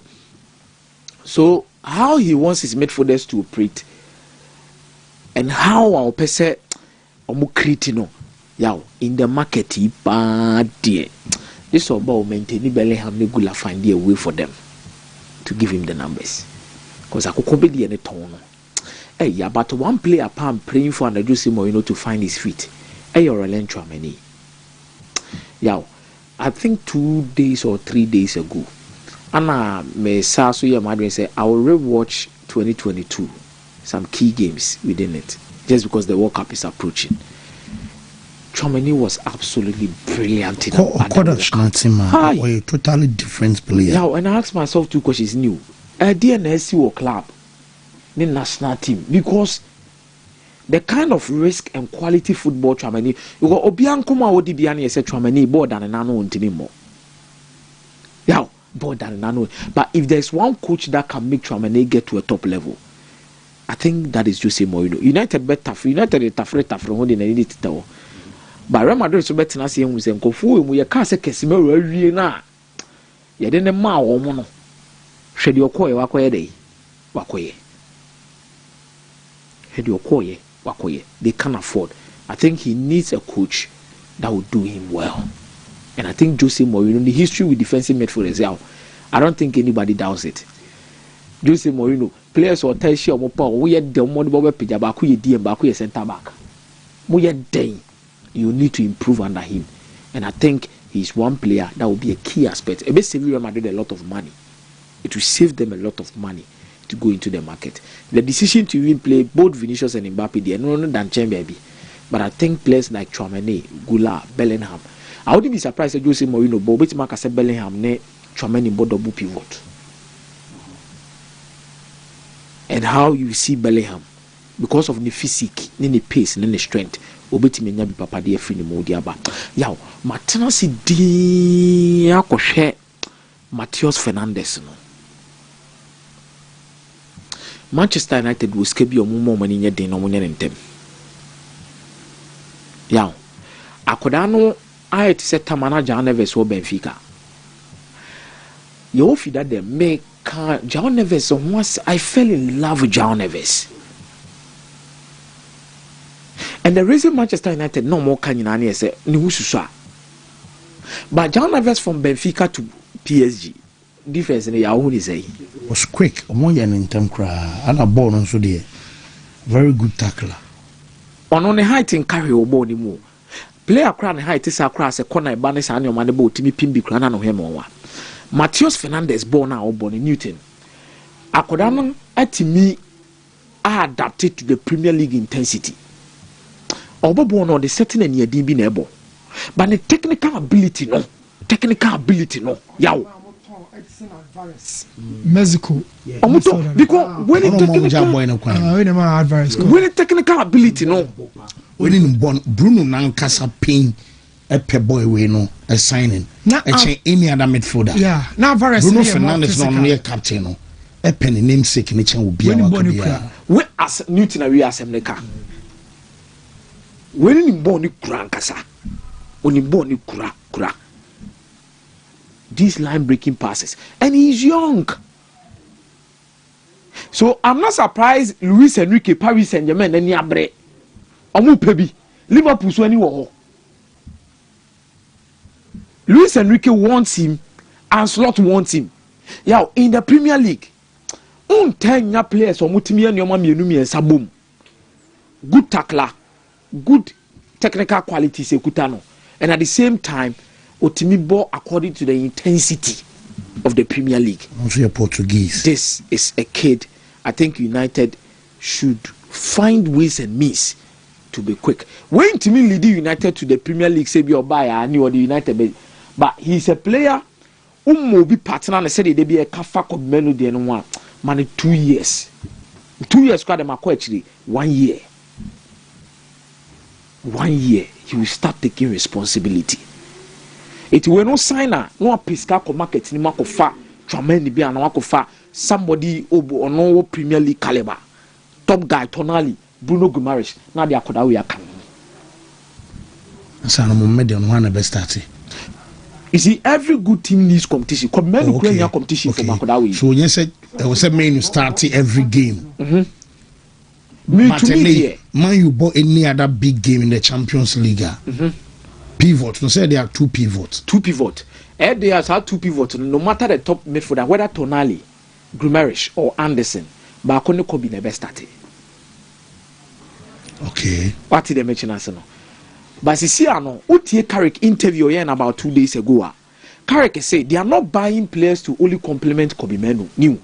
Also, more top players. Was a team no more create certain level of competition. Ma wa uti moi.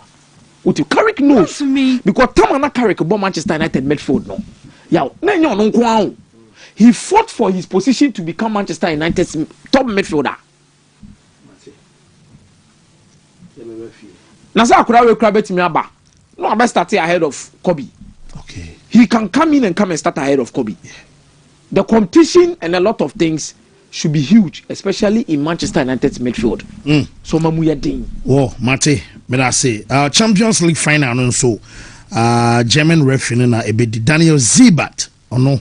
And Omo records so pa. Ti pese me hunu matches do a wadi ama Arsenal. Any matches do a wadi di ama PSG ne ha de kakre. Kakapo de age ni me kan bibi ma me. Kakapo fa ni age ni me kan bibi kakre. Mo ne mo chezo bi hu kire na mo pe.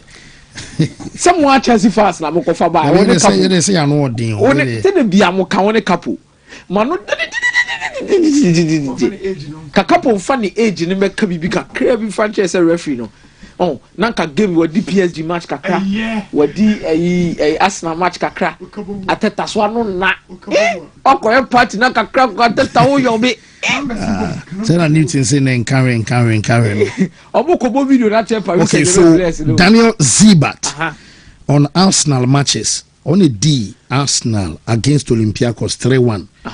Europa 2021. Oh, okay. And Arsenal 3-0 against Dinamo Zagreb in the Champions League. This 2024-2025. Or the Arsenal 1-0 our way to Sporting this season. Okay, I can have it. Aye. Share go 1-0.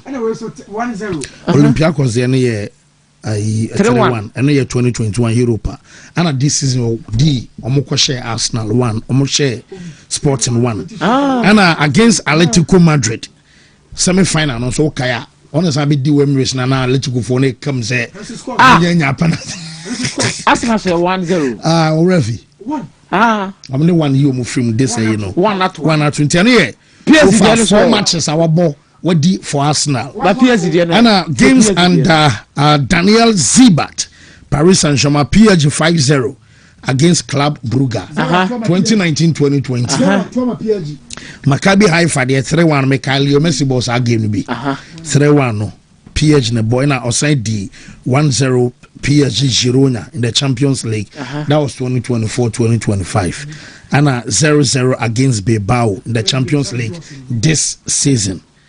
PSG 0 redoso. We for appointing on be D. PSG 0 redoso. 0-0. Arsenal there also 1-1. So ka 3-1 2021 and Arsenal be 1 and aka 1-0 Arsenal be 1 couple on the numerology there be so chess Arsenal be say 1 and numerology no me free couple couple no ti Arsenal be 1 and new things Arsenal be 1 okay yate head as wo yababa Black Stars see here enche bia but mamene 3P Garlic Misha Piwak ayewie sisi na yabane ababeto aso me se ohun ye de nyame adom bibia wako okay wo yeni nkomo yi medase mavenche etiefo ne ahwefo nyina anapei 3P Garlic Mixture free Piwak Natural Health garlic crogen ye dia ye dro ne fanke jamfen so bia mfremu enu ntimo ahode ne gina ne na so ntinim akomam na moja mu adwuma o hwe me wutie me wo yade bi wo wuntinim akoma no moja ni medra me kanfo de ama osebeboa 3P Garlic Mixture Buana boosting immune system ne dia man nti yade ntime men abra wafa edupai bi wonya nto bi dia pharmacy shop bi e ben wo no bowra mu sisi anaje de ne abusua ne nchenom emorenti ne no be ahodo nyi fi ne nkikawa emfri mu na moja ne afri sane na pom de mapa wo hia no wonsa etime aka bi na ye hwe blood circulation meka blood circulation a se ne moja edi afri sane wo ye nipaduam wakoye nipa ya wo home wudidi wonum yi die ese moja etime di afri sane wo nipaduam ni moja ni afrisania na akofa yade ahodo pi ene de abro na yakoma no na hwe pompi moja edema nipadua no eno nti da biara da ni moja dodo akoma no pompi dia ma nipadua akoma ne yesawi a na circulatory system no afamframa eni nuane no ede ama nipadua de enye no na so ne so ede aba bonten se yakaso bi wo poor blood circulation na ye kire se oni kro no moja entimi ni afrisani yi ewo ni nipadua nim ebia na ntini ne no bia ahodo na moja ne fem ni mu asisi ana moja na nkasa na abobonto a entimi nsane emfantini ne no bia ahodo ni mu ye na akofa sa ohaw no ede aba edra mekamfo dia ma o 3P Garlic Mixture uno no mo ebeboa ama moja etimi edi afusane sede ese ewo nipadua nu na niema ya na akofa sa ohaw we ede breye bi ne se wunidi ye poor eating habit make us say de nam anwaduane bebre na de ho atoso sa niema we a wudi rani pedua nim nyina da wo wuntinim eye niema esisi wuntinim a emma mumie na moja etimi ade afusane eboa no a na afia koftin yade awodo pi ede abro hwaso didiye se de be ya moja no ebetimi ade afusane wo ni pedua na pomode mapa wo hia no wonsa etimi akabi ebi a wo de eya na judidie no ndudu ba kudumi no aduane de bebro bia bedu ye ya wache to na wada ubonso oguso a wo ye no emwa wapomoden aduane ne ntimi indigest ye no nti moja nso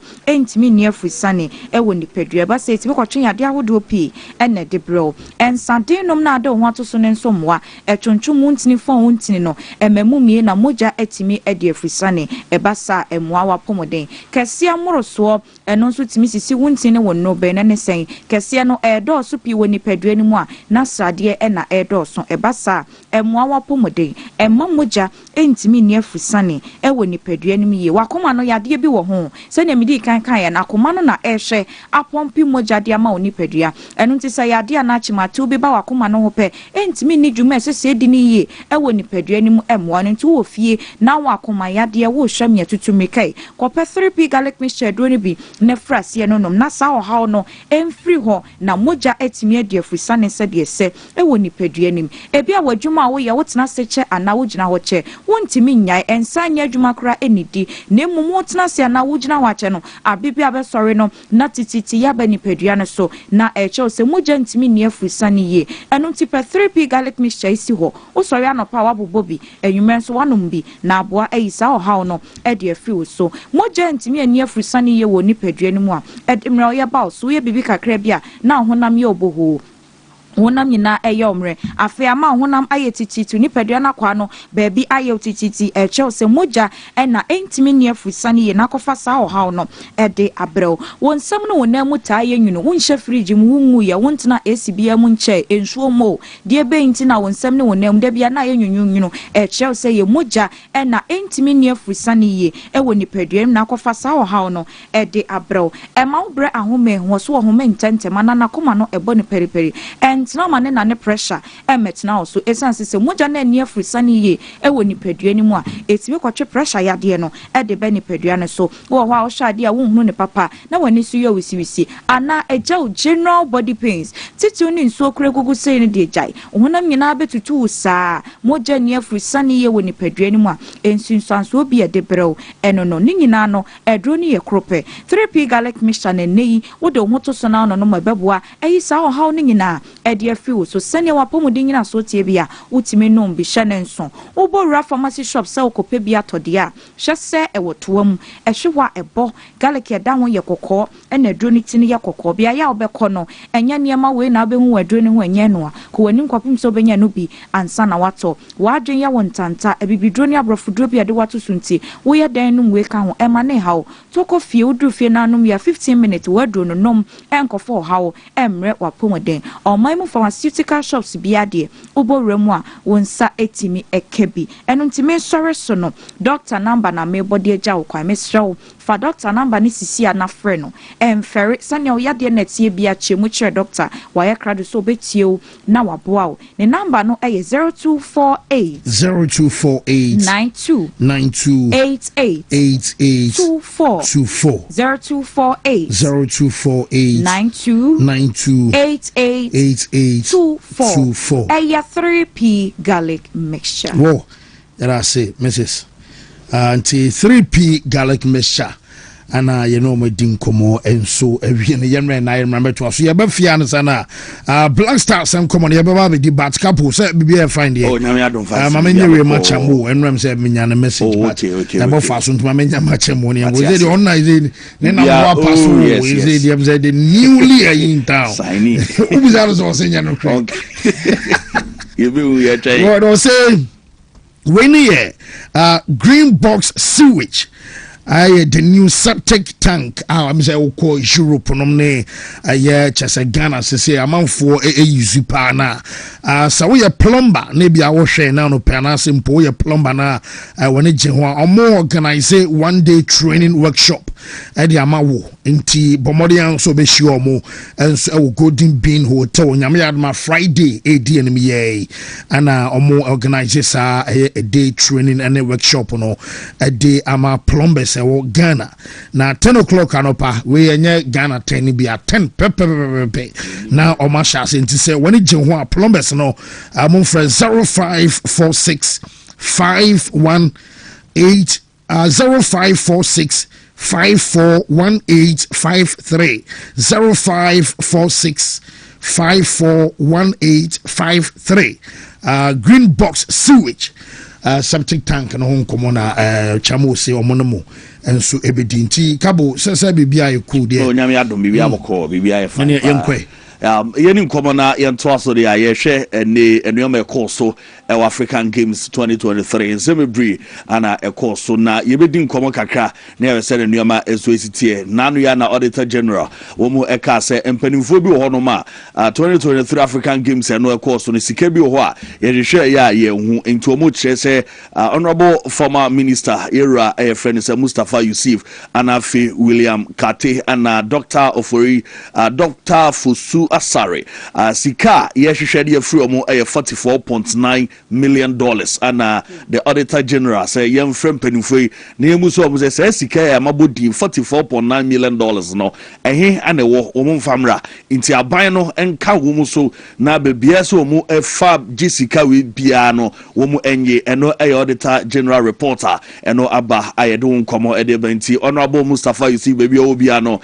and kabui any team amoshe African Games 2023 so no say and kabui de ko edema ya twaso na ya di enkomo na the Black Stars of Ghana make say omo open camp omo boy adwuma yepa na ye be boy friendly against Wolves na ni nyina mu no womo ehwe se omo ebebisi na afi ya room United States na bibia coming to Kokadefa womo guso omo prepare hono ma team ne de players no report na omo report se ba no panema list no also the list ne beto so players omo report kra na enie I am a 28-man squad coach Carlos Queiroz afrenumum the players as of now omo report to camp ANS niama camp omo bo adwuma yepo mo trainee aye bibia kama Asante Thomas Brandon Elzo Jordan Ayu Caleb Yerenchi Abedu Abdul Fatah Ishaku Elisha Usu Guinean Mensa Marvin Sena ye Jerono Puku Ensu Jinamo Benjamin Asare and Afi Joseph Anan Solomon Agbesi Alidu Seidu woman in our trainee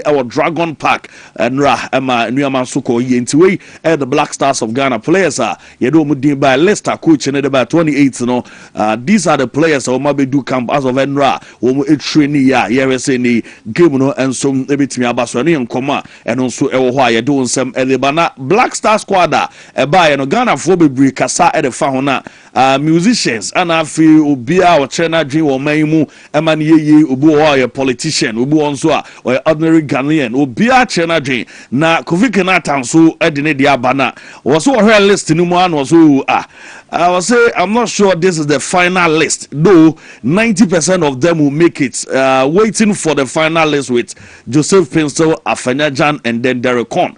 And we no try me dasi. That's what I also say.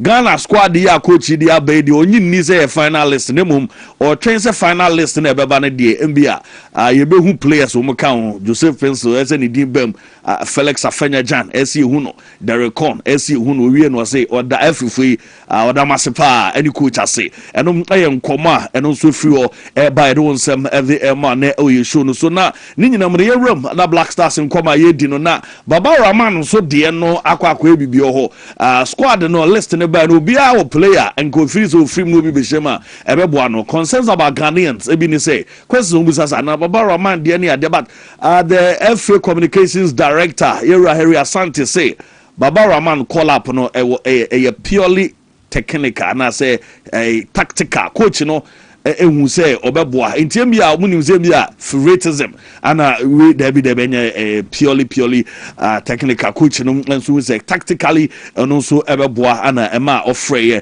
eno yem koma ifro no ma de ba na players na wo mo bo Africa no dem say as wo mo no wo mo to kwaya okwa African countries na the national team no wajabo na enra ye ne Irasiki ebon komo ana yebusa ne say Ghana ni afeni no Morrison adwuma no oye ni yi pa obo adwuma e Kenya Mountain so na Argentina national team no kra no yenti ni dinsim bia ya fre no CK Ekasai Enoch Morrison e de kakra atudwa on national team call up as a Ghana ye de ema yenti nsama coach e de tudwa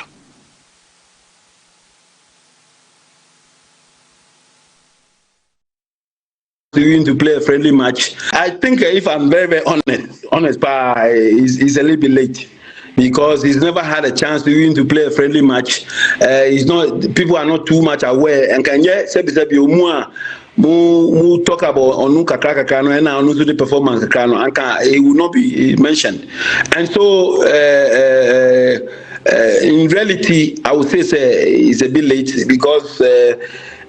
Preparation has already been made. He's never had a chance of playing the qualification and all that. So maybe unless they look at him critically, and honestly, I don't think he will have a chance. But again, if they can look beyond what they've been looking at, maybe he can get a chance. But unrealistically, Usha, because it's a village.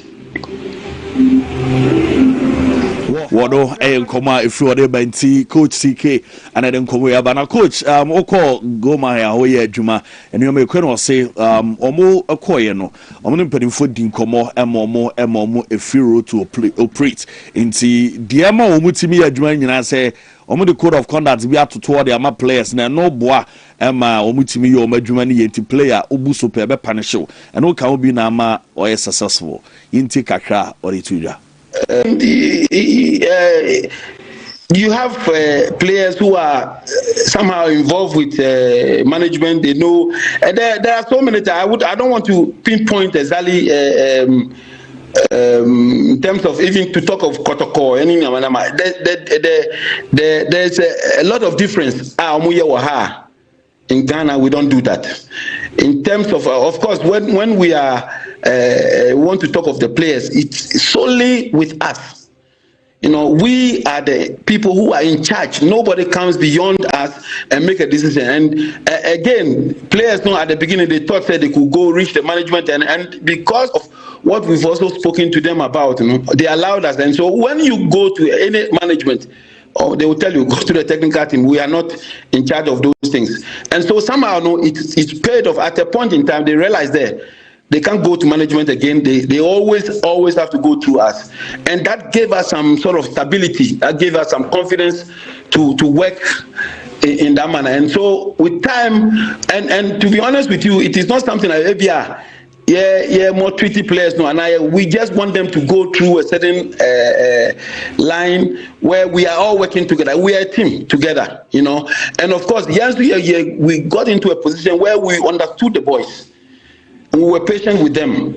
You know, there were a lot of things we did that they haven't experienced before, and truly, as a matter of time, you know, quickly they got to know exactly what we wanted. They got to understood our concept. The transfer window our Ghana Premier League no officially opened into the clubs no betimi start as search for players. What be say beef up your team from defense, goalkeeping, attack baby no now no officially Ghana Premier League no transfer window open a bit close on the 23rd of August now for 11:59 p.m. Then so ba na we no Koma kakra if you on my debate all the divisions open from the Premier League to down Division 1 ni nyina no ade say mo be na afi matimi room na bibia so etimi akoka menti no kakra if you ade by do nsem enso ade ma na Dunti Access Bank Division 1 League no started data eba so on the 18th to 21st September na afi 21st to 24th May 2027 and no Premier we Division 1 said no ABC akọ the start and the closing date and you're doing some and so Eddie Abba and no yedi sin rem the managing director of Anglo Gold Ashanti you're phenom director Jumedia club na di no man so said o mesi as support club not till now any day or the club the managing director.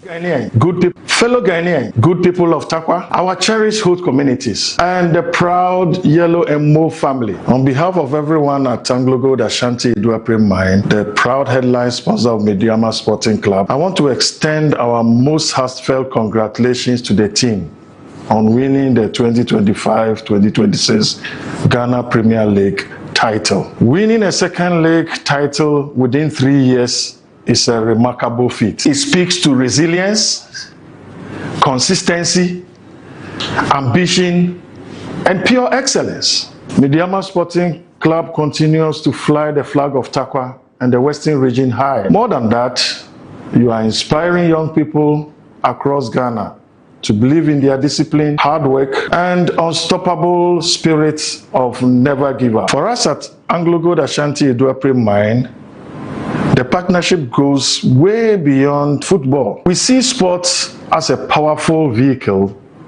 to deliver on our core purpose, mining to empower people and advance society. Mr. Daniel Boadi, no Anglo Gold Ashanti, managing director, Fancy, Yenja director, LTN ho, or Juma Papa, and the Juma Moyen and what thing. Yeah, fine. Important because almost support no na be my club no this level. Club no so ti o manim. Yeah, omo ye adwuma pa. O sponsor there boa. Oh yeah. So Daniel Bodi, Mr. Daniel Bodi, managing director the Man Good Ashanti.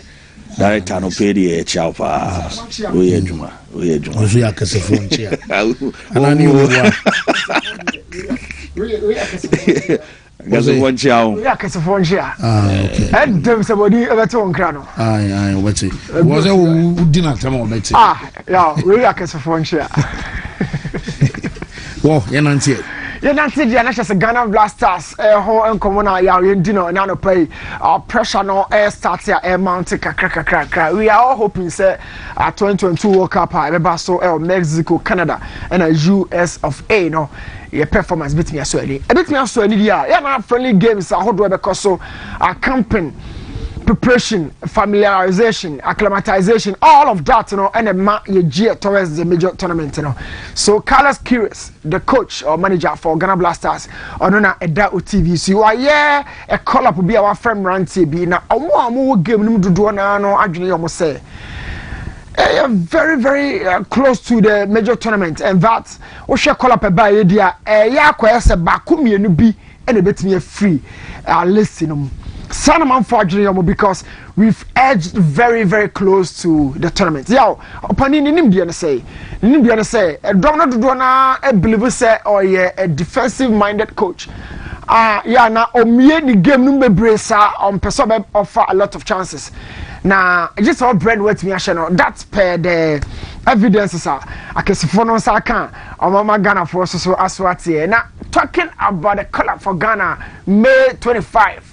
Nyame aduma to June 2 you met me at the aqua campaign no goalkeepers 5 and ya omo listen so yes Benjamin Asare, Lawrence Atisgi, Joseph Anna, Solomon Agbasi, Paul Reverson omo and da uti so mrantie numi yaw so unimbo mu kra no ade say oti ase say Ghana ya for 5 goalkeepers enko work up na se ho Ude fan so nimbo mu but 5 goalkeepers there fanko na yan fanko dia me bai or mienu be na beko and for 2 goalkeepers a risky 2 goalkeepers ba ko beti yan injury ba ko replace beti ba ko di card yes you would have to go in for a third choice so ya ko esa miensa ene beko bi na miensa dia ya hwan ne hwan me di wetin abom mienu at least gini Benjamin Asare na hwan na wo is it going to be down to Solomon Agbasi, Joseph Annan, or Paul Riverson? Why in the best also? I'm gonna free goalkeepers. They are called the Mundial. So, yo, defense now starts from Babaraman, Gideon Mensah, Marvin Senaya, Ali de Sedu, Abdul Mumin. Now Ababe Drew, Jerome Poku, Jonas Ajete, Kojo Opompepra, Alex Jiku. Now we see our defenders in the hole. So your defensive structure no yeah and also I'll share my opinion on that. We are for the friendly game. No? Yes sir. Okay. Against Wales. But could be so touch of course Jamaica so touch. They want to have 2 games for Carlos Queiroz. So for these friendly games you know Obenya Elisha Usu Thomas Partey Kwasi Sibo or Gesibuache first ever call up for Ghana Blasters. Okay no wafa on a show mo 10 jersey. Quality player or born in Abin Kumpa or very dominated on the left foot. Kalibi Renchi, Abdul Fattah, Suswa by Isahaku. Kamal Dean, Ubenya Christopher Bosuba, and Esuniama Ruteni, and also Swaba. Now, Antoine Semenya, of course, is see and Esuniama Ho. Now, what drop it our midfielders. So now, Semenya, Brandon Thomas Asante, Prince Club, now Usu Inaki, Jordan, are you the captain? You listen, I do couldn't yo, and send the bro home. And send the brain say, if you feel say there should be certain names via Waha. Kofi Kenata so busabi. Yeah. Oh, who say couple ebusaye. Adena Fenejan anyhow. Adena way. And people also feel say, Babara man Sababa your day. About for swaging almost out. Oh, for.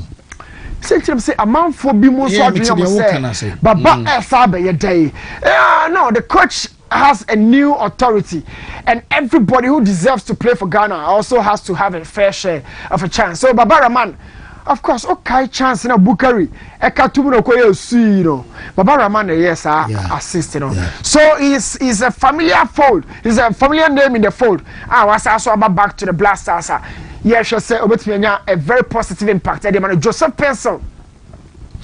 apart from returnees na ye busa se obi be ye den no baba Raman issue no koton chen a Joseph Pencil so another name a ya MC Ghanaians enye okay at all Joseph Pencil situation no there have been times where board their mind first time you need a free game no na medical team no any person for the abasa na we pra no mu aso ababonte abakasa omoboa na me pray sa story na bagana ha se ko yawo and people so pray tin you for me pray oh yes we pray if you who Joseph Pencil so people also asking say Joseph Ba Bobo Afenajan another missing name from the list I have my papa including myself. Why the guy is not having the sort of chance when here? So these have been names and message from the list. Ghanaians be braino ebusebisa questions and one of them no Afenajan. Is it going to be the time for Atisgi after Asare Nidi sa bad discussion? You say when your first choice and nothing catch say you need call you need spine or blaster ho. Atisgi who can't get to be Benjamin Asare way. Asare banan ho be kan Atisgi way. Meaning say you don't have a certified number one. So Olele Beji post a boss in who Samia Joe was active, but it used to be Olele every day. They all fight to be Olele was in a match. We don't have a number one. So people are asking. At least give Samra back to Wales game no. Or young furniture Jamaica or Benjamin Asare has to be in the goalpost. When you know and sensible streets in some for Busa. Benjamin Asare could pass a ball could be the opponent or far ball. Jordan are you relegation with Leicester City. But back home. He's one of our most experienced finishers. Say for ball tonight, what can I qualify? Top scorers during the qualifiers, or no, Mo Salah and Dennis Bouanga of Gabon. Or Mona lead Dennis Bouanga, the teammate Leo Messi or Inter Miami. So Jordan Ayew is also back to the fold. Yeah. Or start Ghana for questions in say Jordan any form or to me say goes to no Baha anyway boy and funny boy but he is our most experienced finisher right now. Inaki Williams elder so queries ever since we gave him the chance to represent us. Now queries I'm out for the brain and you queries in front for Jonas Ajete back in defense is really struggling with confidence.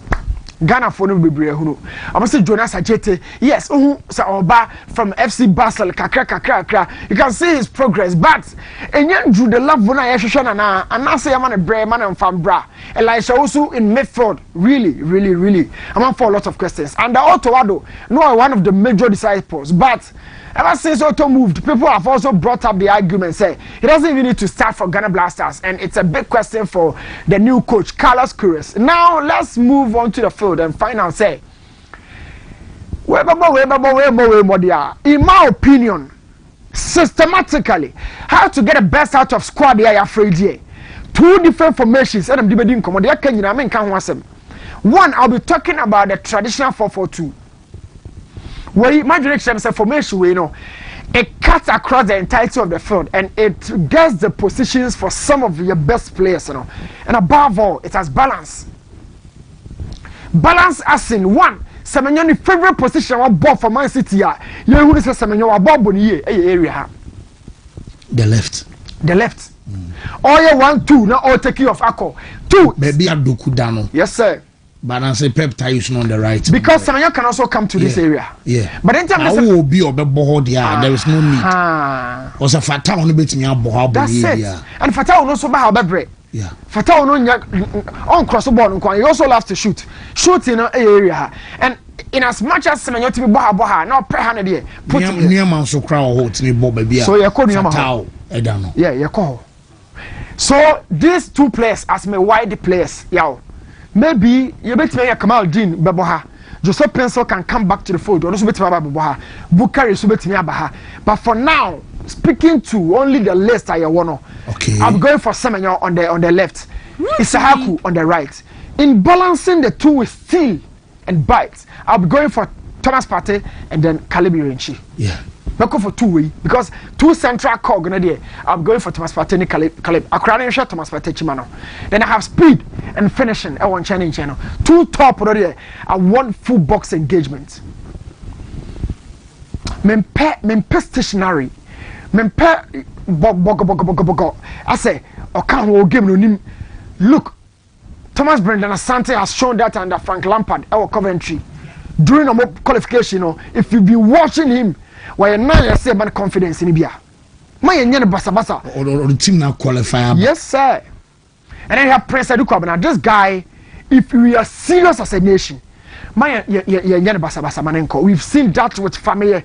Yahuka Poku, nya former Kotoko, a friend and Bole by we don't have confidence for this place. Yeah, 4-4-2. I'll be going with this lineup. Forgive me, some uncle, but a channel a lot of familiarity in my uncle. Seydou, nobody, no right back convinces me more than Seydou. Yeah, I'll do. Seydou, no, show be a Caleb Ebba right back or a solid, but in fifth, Sibo Thomas Partey has a lot of issues. So Caleb Partey for now against Wales. And then Seydou comes here. Gideon Mensah, yes, Baba Roman has a lot of competition for Gideon Mensah, but Gideon Mensah for familiarity, I'll keep him. Jerome Opoku really balances Jiku with in left foot, Yes, and he brings some sort of composure and calmness. No one popo. Jerome so yeah. You follow this game. So Ajete a panic or a bit of panic mood and he struggles. So in my opinion, I'll be going for this list. This formation, this will be my idea heading into the game now. And I want the coach to try out this. Thomas, this will give us directness and pace. And the two center backs, but of course, apart from this, I also have another formation. The more familiar 4-3-3 with Ghanaians, if we want to see this. Yeah, 4-3-3, no, maintaining a back line. I sorry also be in my post. I might avoid the argument with Atizigi. But Thomas Partey occupies the left half 8. Niama comes in here, right half 8. And then Irenchi sits behind these two. So you have possession maintenance and then you have ball progression and creativity in a Niama. 3-man midfield, no. A bunny say now, a Dukwabena Beko you Thomas Brenda Asante because a Dukwabena have a lot of movement. You can move in and out of the box. Anyway, we ball long striker. So I said me phobia no me take a cra. And then I'll be going for Dukwabena. Semenyo will occupy the left. Now this is Haku Abaha. And I still don't have room for Jordan Ayew yet. It's a bit unfortunate. Can be boost out Jordan then, but with the other two is here, na say on paper 4-3-3 need to me metaphor see. Ekoye 4-2-1-3. When a Niama be a partema ye jumani the ball no. I'm a Niama, na Niama progressive co-create chances necessarily manama in place no more upfront. And yes, sir. It converts more into 4-2-3-1. 4-2 no will be Thomas Partey and the Irenchi. Okay. Then Niama Ababesha Isahaku and Semenyo Mfimfi as a 10. So Niama will just move in and out of. That is why it is half 8. Then he moves into here. Then Thomas Partey and Irenchi Abesha Chidamana. Prince Edukwabena will be the lone pure. Two formation in no Jordan. And I also that's the point. That's now we will drop your captains. I'll bet me drop no. Because from in 2 friendly games near Bono. The one is one they call diamond, one they call World Cup no. Menka Sembakuya. Very difficult for the coach to do that. Shadibi. So open the best out of Semenyo. You say currently on your best attacker or your best player. You need to have a lot of freedom for Semenyo. So Jordan is Semenyo boy and fan. I want one coach I'll be so confident. Now Obo Bako drop Bako. Omumi you boy and fan. Now the Nike can the anwa say will be bia. What the Nike become why you worsen up the case. Jordan loves to have the ball at his feet. Jordan about Tuma onko. Jordan by Fabo no ha on Jantum or person do call. You've seen that. So Jordan so free box no ba center backs never be free. Prince Edukwabena will always give you engagement. 2, he allows Semenyo to function. Jordan then Semenyo so per ball on the feet. Then he can also go. It is what the 2 players now. It looks as if some of but assembly but they have different styles or almost similar styles. So if you want more spaces, more engagement around the box for Semenyo, then I'm sorry. Looking for somebody who is smart, or you're more mobile, or you're more aggressive, number 9, I'll be going for Edukwabena over Jordan. And Edukwabena allows Semenyo to function more. If going by this, I think Isahaku's directness so that this table will be our life. Yes, and having Niama around this zone 1, 2, 3 weeks, having this 3 1, 2, 3 also works. You see that having this 3 also works. If the coach wants to stick with experience, he can go for Jordan. But my point is say So one share a duka bana yi abaka say when you good he's not ready to take off. Check all the national teams. Omo trusting crowd right now. Tambena Jordan, you be who say Jordan has to start from the bench. He's our captain, that's fine. But you're 7 up here almost a major tournament on more bench you. Let don't let South Africa the national bench. Gent mean Jordan and Amwaya na ya fast over do on to baby you. And trying to be a captain who here but not on the field. What would you uncommon aquacusino? And we are going to the World Cup. We need to see Prince Adukwabana, a more mobile attacker, let me addressable defense. We are playing against England and the Packers name day. England and Tumisha Ghana. And it goes way beyond tactics and systems. And you give them their command then the coach has to do something, not their back. It's game for the mentality, game for passion. So I born say Tuchel so be na say or so be cautious. And this Ghana Thomas Tuchel the upper market on the wall as man make when England against Ghana be any selection all right babus one rob call for 3 back because of so bias so 3 back England Tuchel dey me hu no because when him say ujai semenyo ne party mu on behalf yeah ana Tuchel no so no omo ye ne nyoma de man no Chelsea time ne ade nyina no these games no boa to say the also okaso on fat times 5 enko. So Pomo must be defend very well. Enquire England ye kobo de efe no akofrim because ne no onu so free mo ha okofrim and your uncle England obi mo against Black Stars in particular. The matches ni na obetra de cautiously. Ebi abaye waje say obeka say bia Panama na bia obema but said the bear came with me and drop it deep abana. But against Ghana, Tuchel crabbe careful. Uni my dear okay, yeah, you know. England team in maybe a sharp on a top of how. Oh, team in a top of Hano. I had no more money in our group, no Hurricane is through Panama, it's through Croatia. Myself as well. A chain England. Me Croatia said, I'm going to get stars, no. Woman born in Shanimo ball, or Munya team BO, we don't be see Ghana and not blasters. Like what am I say? They come forth. England game they are ball.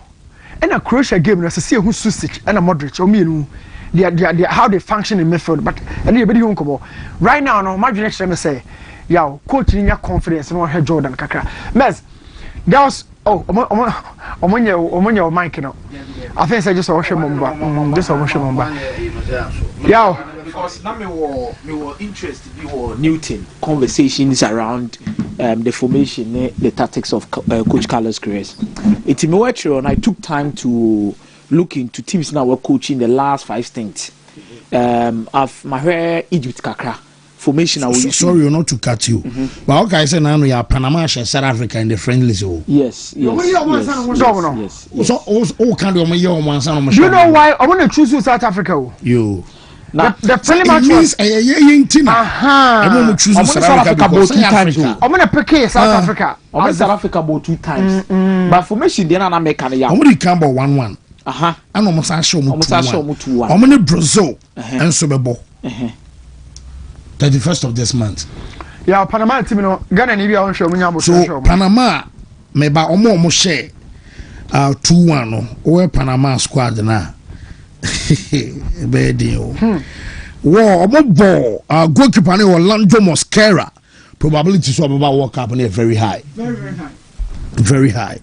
And I'm about 3 back 3-4-2-1 formation.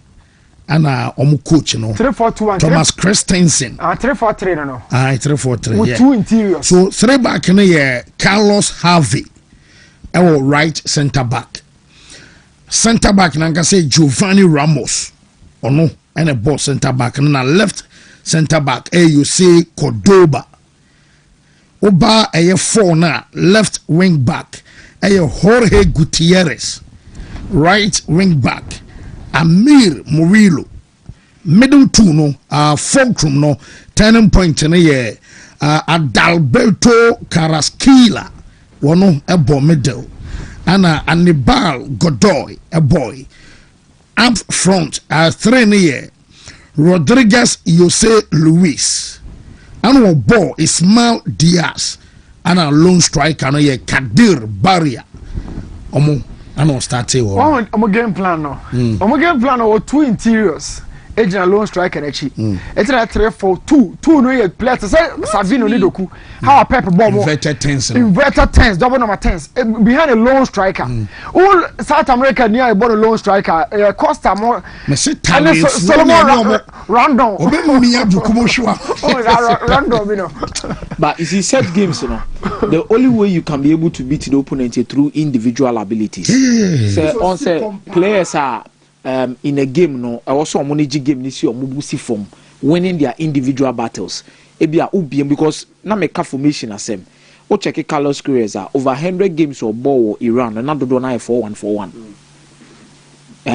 tama even on England boy ya okobo 3 back no consistently tama ko o man na yenim so o man national team ni kura form no on time 5 back this a game ni more din so I wouldn't be surprised say yani England second game no betima ko 5 back na mu Panama ni Croatia games no likely so be see form with 4-3-3 and obeko with the 4-1-4-1 omu 2 goals no so Panama 2 goals no so the center back and the left center back ni shares out 2 goals no so bit me set pieces so me he omo be gina finfin na maya and the wingers because part we there and so nyama Christopher Babonsu you see Christopher Babonsu enya a splendid season war Saudi Arabia obopa when a splendid season and also on the rings what did I mention as no new unya no na assist me Kamadi Suleiman me nyini tina obetwetwe ade apim nipa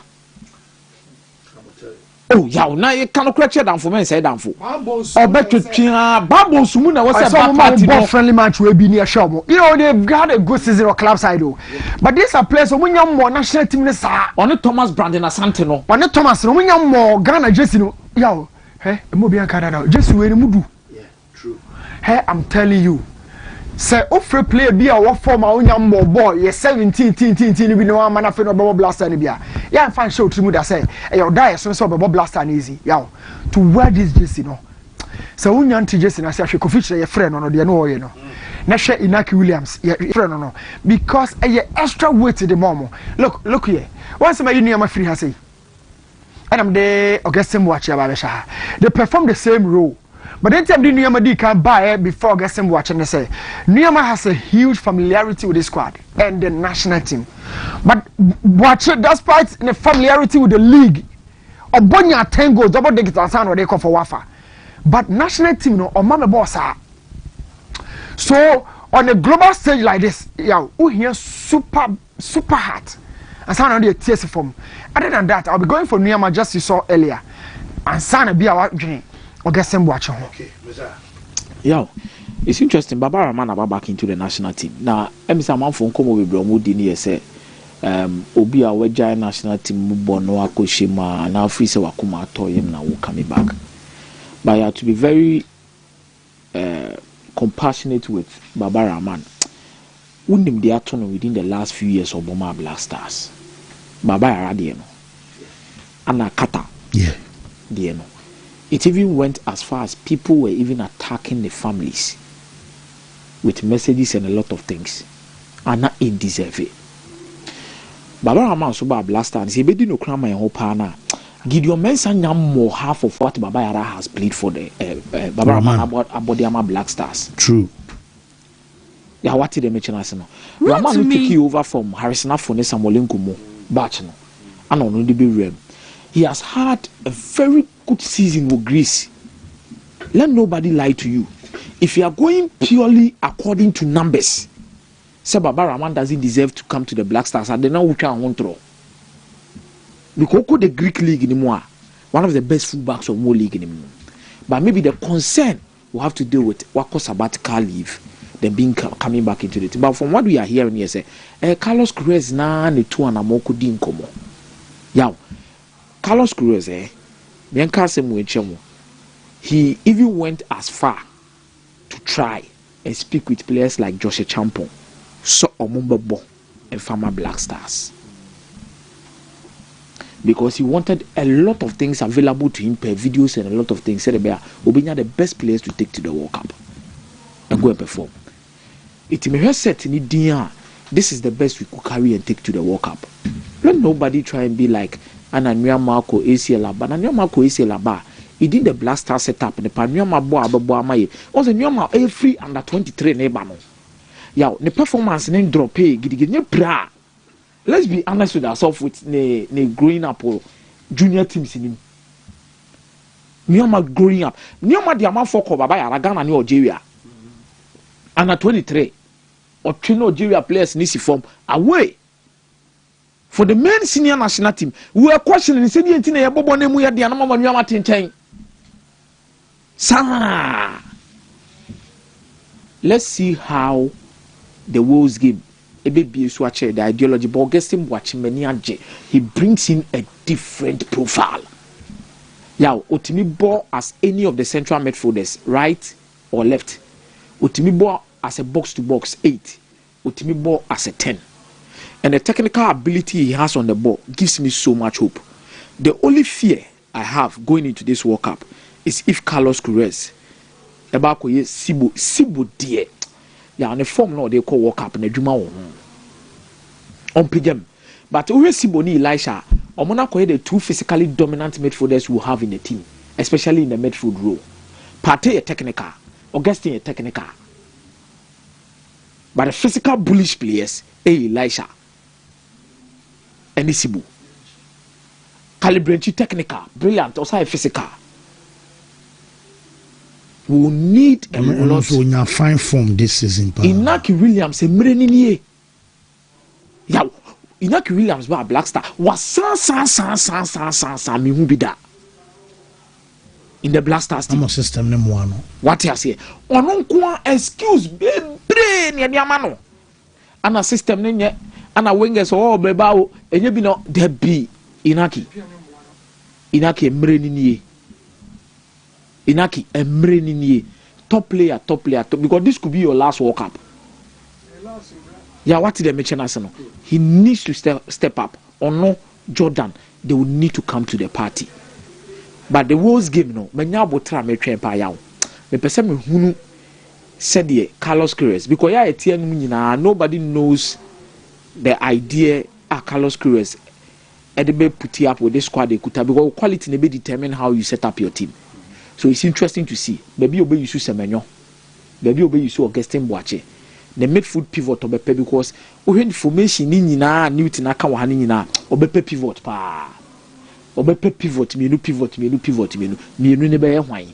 Important to ascertain all of this. And who comes into the replacement at the back line? I want to see Jerome Opoku come into this team.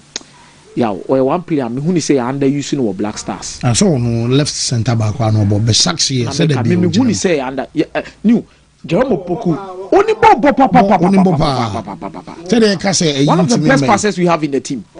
A year prayer on to me made the right replacement I on Salis easily or Turkish league in the everybody and yeah that you need to pair him with Jiku because Jiku is the nimbo. And yes, only boss was Sakurao. But I can say Obi technically secured on the ball. Jikuntisa. Comfortable on the ball. Jerome looking more comfortable on the ball.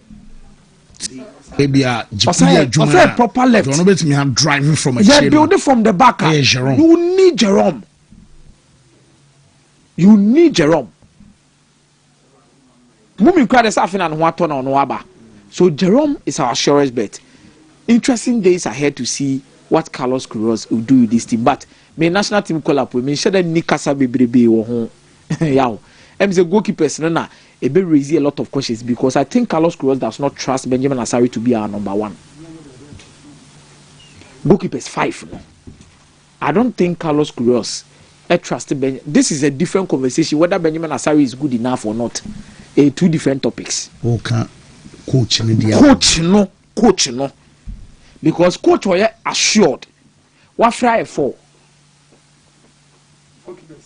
like Omomoko World Cup coach was assured pass the team now what fry for say Portugal fry for another national teams in the akos fry for another. I think the coach wants to assess every single option. It will training in terms of the goalkeepers, and I think the World's game. And we have videos and games like Jamaica the Eneboa it will clarify who becomes the number 1. But I say Solomon Agbesi susu womni adago. Solomon Agbesi komo de see do hada. Ami aka say se ka say udi 2 goalkeepers say Agbesi ni Benjamin Asare 2 skills wa. On any day Agbesi ni nim go da bruta. Number 1. We see a train Carlos Queiroz the obey. Mate. Whoa, easy. Now on where? The great man where now so. Already I do. Very good. Okay. Now fancy me be just simple one question. And let me be say we are sure say line up with you coach your baby 12 days, 20 days in a year. And when you coach, so one a be. We monitor all these players. Hey, nearly a monitor players easy. Why